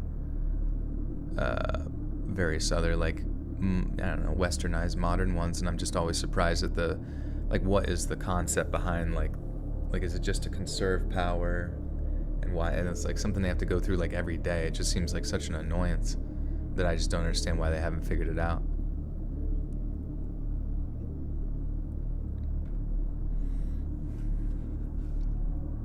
You should do Mexico horror stories. I have. I live in a border town, and once you cross the fence, anything could happen. Yeah, no, for sure. You do a little on the little search bar area. In fucking Texas, we do. How often do you have? Wait, well, I've heard of the Texas power outages and stuff, but South Africa has a genocide going on. Yikes.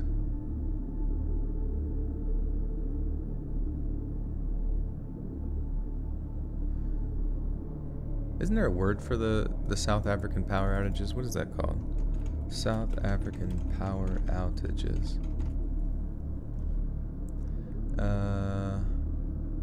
Eskom? Is it called Eskom? Oh, load shedding. That's right. Yeah, what is load shedding? Load shedding. What is load shedding? Load shedding is a way to oh, of course, an ad fucking pops up. A way to distribute demand for electrical power across multiple power sources. Load shedding is used to relieve stress on primary energy source when demand for electricity is greater than the primary power source can supply. Most buildings, including data centers, purchase electrical power from a utility provider to reduce the cost of power, while Also, ensuring continuous operation, a building operator may negotiate an agreement with the power provider to voluntarily load shed on a pre-scheduled or on-demand basis. During load shedding events, the building draws power from its secondary sources rather than from the utility. A typical secondary source is on-site diesel generators or on-site or contracted solar, photovoltaics, or wind-based renewable power. Many utilities load management program officers cost incentives for... Alright, yeah, you get the idea. Just loading up the old shed. Load shedding is taking a dump. I gotta shed this load for my ass. Elon Musk is South African. This is true. Every time Navi says, hey, listen to the background, my dog howls. Does he really? That's funny. Load shedding sounds like a porn term. Could be. It could be have some crossover terminology.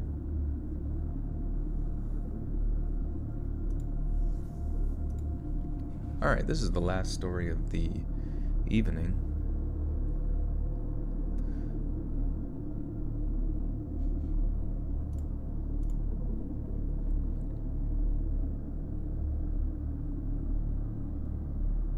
Oh, never happened when you lived there, I think. Yeah, maybe it's specific to the area. I just remember hearing about it from friends that were in South Africa.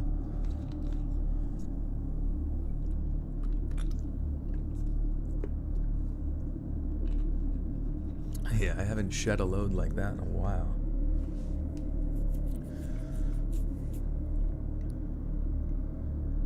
I recently got a job at a mall and a tea shop. It's a really big mall in a really big city. It's in front of the children's playground area inside of the mall.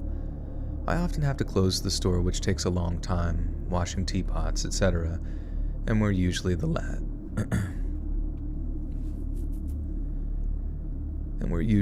last set of workers out. We usually blast music so we can only really hear the music while we're cleaning. The first time leaving, I kept hearing children's laughter resonating through the entire mall while I was lost trying to get to the parking lot on my first day of work. It was absolutely terrifying.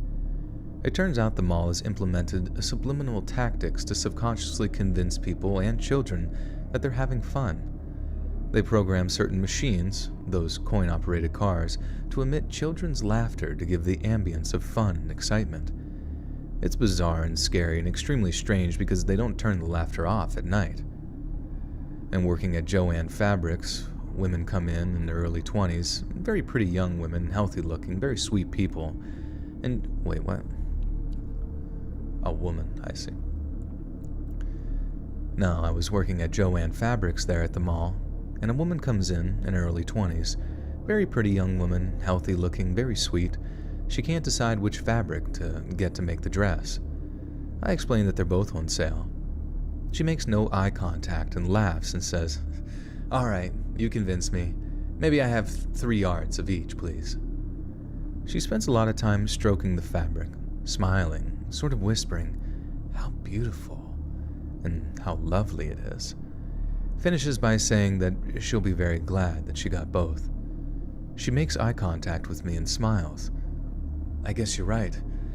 I've only got a few more days to live, so I've not much to lose. Thank you for your kindness." I'm stunned after she says this. She walks away as she's saying this and can't say any... What? Hey, listen. She walks away as she's saying this. You can't say anything to her. Wouldn't have had anything to say anyways, I suppose. And I watch from the cutting counter as the other girl rings her up. Once she's done, she turns around and looks at me, smiles and waves, and walks out the door. Never saw her again. Not really scary, but just rather bizarre. Her eyes just gave me the crazy chills. SJ Curtis with you says, what is your favorite Halloween costume? I have a Where's Waldo costume that I enjoy. I probably wear that like every year from now on. It's just kind of simple. But I don't know, I always think of like cool Halloween ideas, and then I just like I don't know, Halloween comes and it just like sneaks up on me, and it's like the day before. I'm like, fuck, I don't have anything to wear. Ah.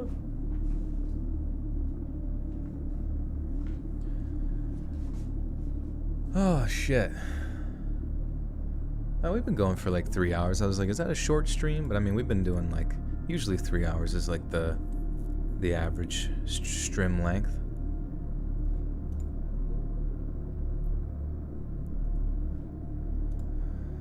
But we have done it, my friends. Those are the 4chan stories in the bag for tomorrow. I just gotta read this outro script, so please do think of something cool. Colin, Mischievous welcome dog. back to the Buttersock Cult for 32 months. Oh my god. This is for Mega to start a merch store for you. Sounds like a good idea. Thanks, Colin. Yeah, that'd be cool.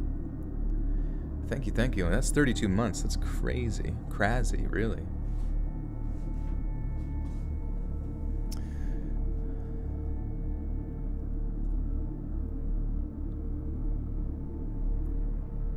Joel can be the FedEx man with Wilson. Oh, that would be cool. That'd be sweet. A FedEx suit with like a huge like castaway beard and like Wilson or something. Those FedEx guys like shorts, man, they are up there high. They should start, I mean, oh, that would be a good thing to like market to FedEx, like really flexible, you know, FedEx uniforms, because they don't look super flexible. I don't know if anybody here works for FedEx. Get in bead with Teddy. Get in bead with Teddy. I might say that, to be honest. Do you upload the stories you read out last night as a separate video? I do, yep. So the stuff that I stream,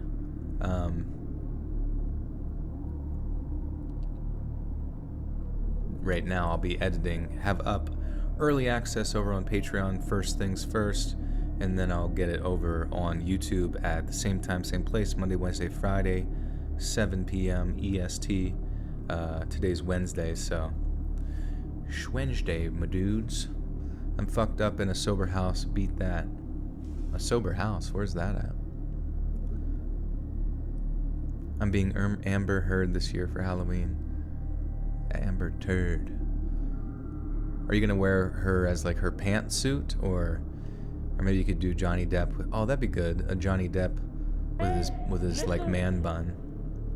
Claire Connolly with the Vice's outro idea: if beans are not your side dish, then we know you fart a lot.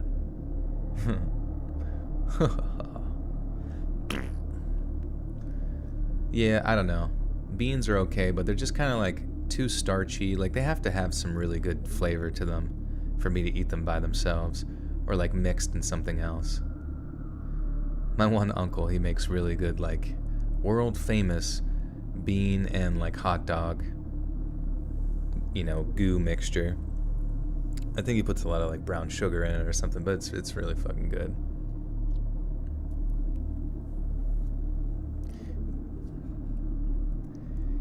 Hey friends, thanks for listening. Click that notification bell to be alerted of all future narrations. I release new videos every Monday, Wednesday, and Friday at 7 p.m. Eastern Standard Time. And if you got a story, be sure to submit them to my subreddit r/Let'sReadOfficial, and maybe even hear your story featured on the next video. And if you want to support me even more, grab early access to all future narrations and bonus content over on Patreon, or click that big join button to hear about the extra perks offered for the channel. And check out the Let's Read podcast, where you can hear all of these stories in big compilations and save huge on data, located anywhere you listen to podcasts. Thanks so much, friends. Oh, whoops.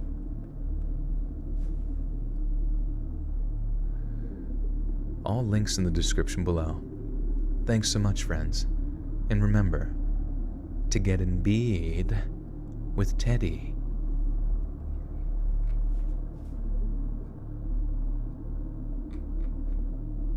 Jacob with the 2 says, and remember to get in bed with Teddy. There it is. There it is. We're on the same page. But wait, when do your live streams come out? I'm new here. Oh yeah, so new videos are out Monday, Wednesday, Friday. Live streams are usually the night before. So I'm on the East Coast of the United States, EST time, just to give you a reference. And so usually I start between like 9 and 10 p.m., approximately the night before. So on Sunday, Tuesdays, and Thursdays. SJ Kurz2 says, remember, you lost the game. The game has been lost. Game over. Well, my friends, thank you again for another awesome stream. Thank you for the support. This video should be pretty awesome tomorrow. These stories were pretty crazy, I think. 4chan always has some wild ones lurking in there. And yeah, I believe this, well, there's a secret sponsor in tomorrow's video, so enjoy that. That might even be a little bit of a theme specifically to 4chan stories from now on. That specific sponsor that I've been using, if that gives you a hint at all. But anyways, thank you guys for appreciating me, appreciating you, tolerating me, and wearing some really short FedEx shorts. But thank you again, friends. And yes, like I said, out early access on Patreon and out 7 p.m. tonight on YouTube. Also, there's a new podcast out, so if you follow me at the Let's Read podcast, be sure to go there and give a listen to that. It's all these stories in remastered form and their highest possible quality in long form audio. You save a lot of data, I guess, by using podcasts, so that's always exciting. But yeah, go follow me on there if you prefer. And I appreciate you, and we'll see you again oh so soon. Get in bead, get in it with Teddy.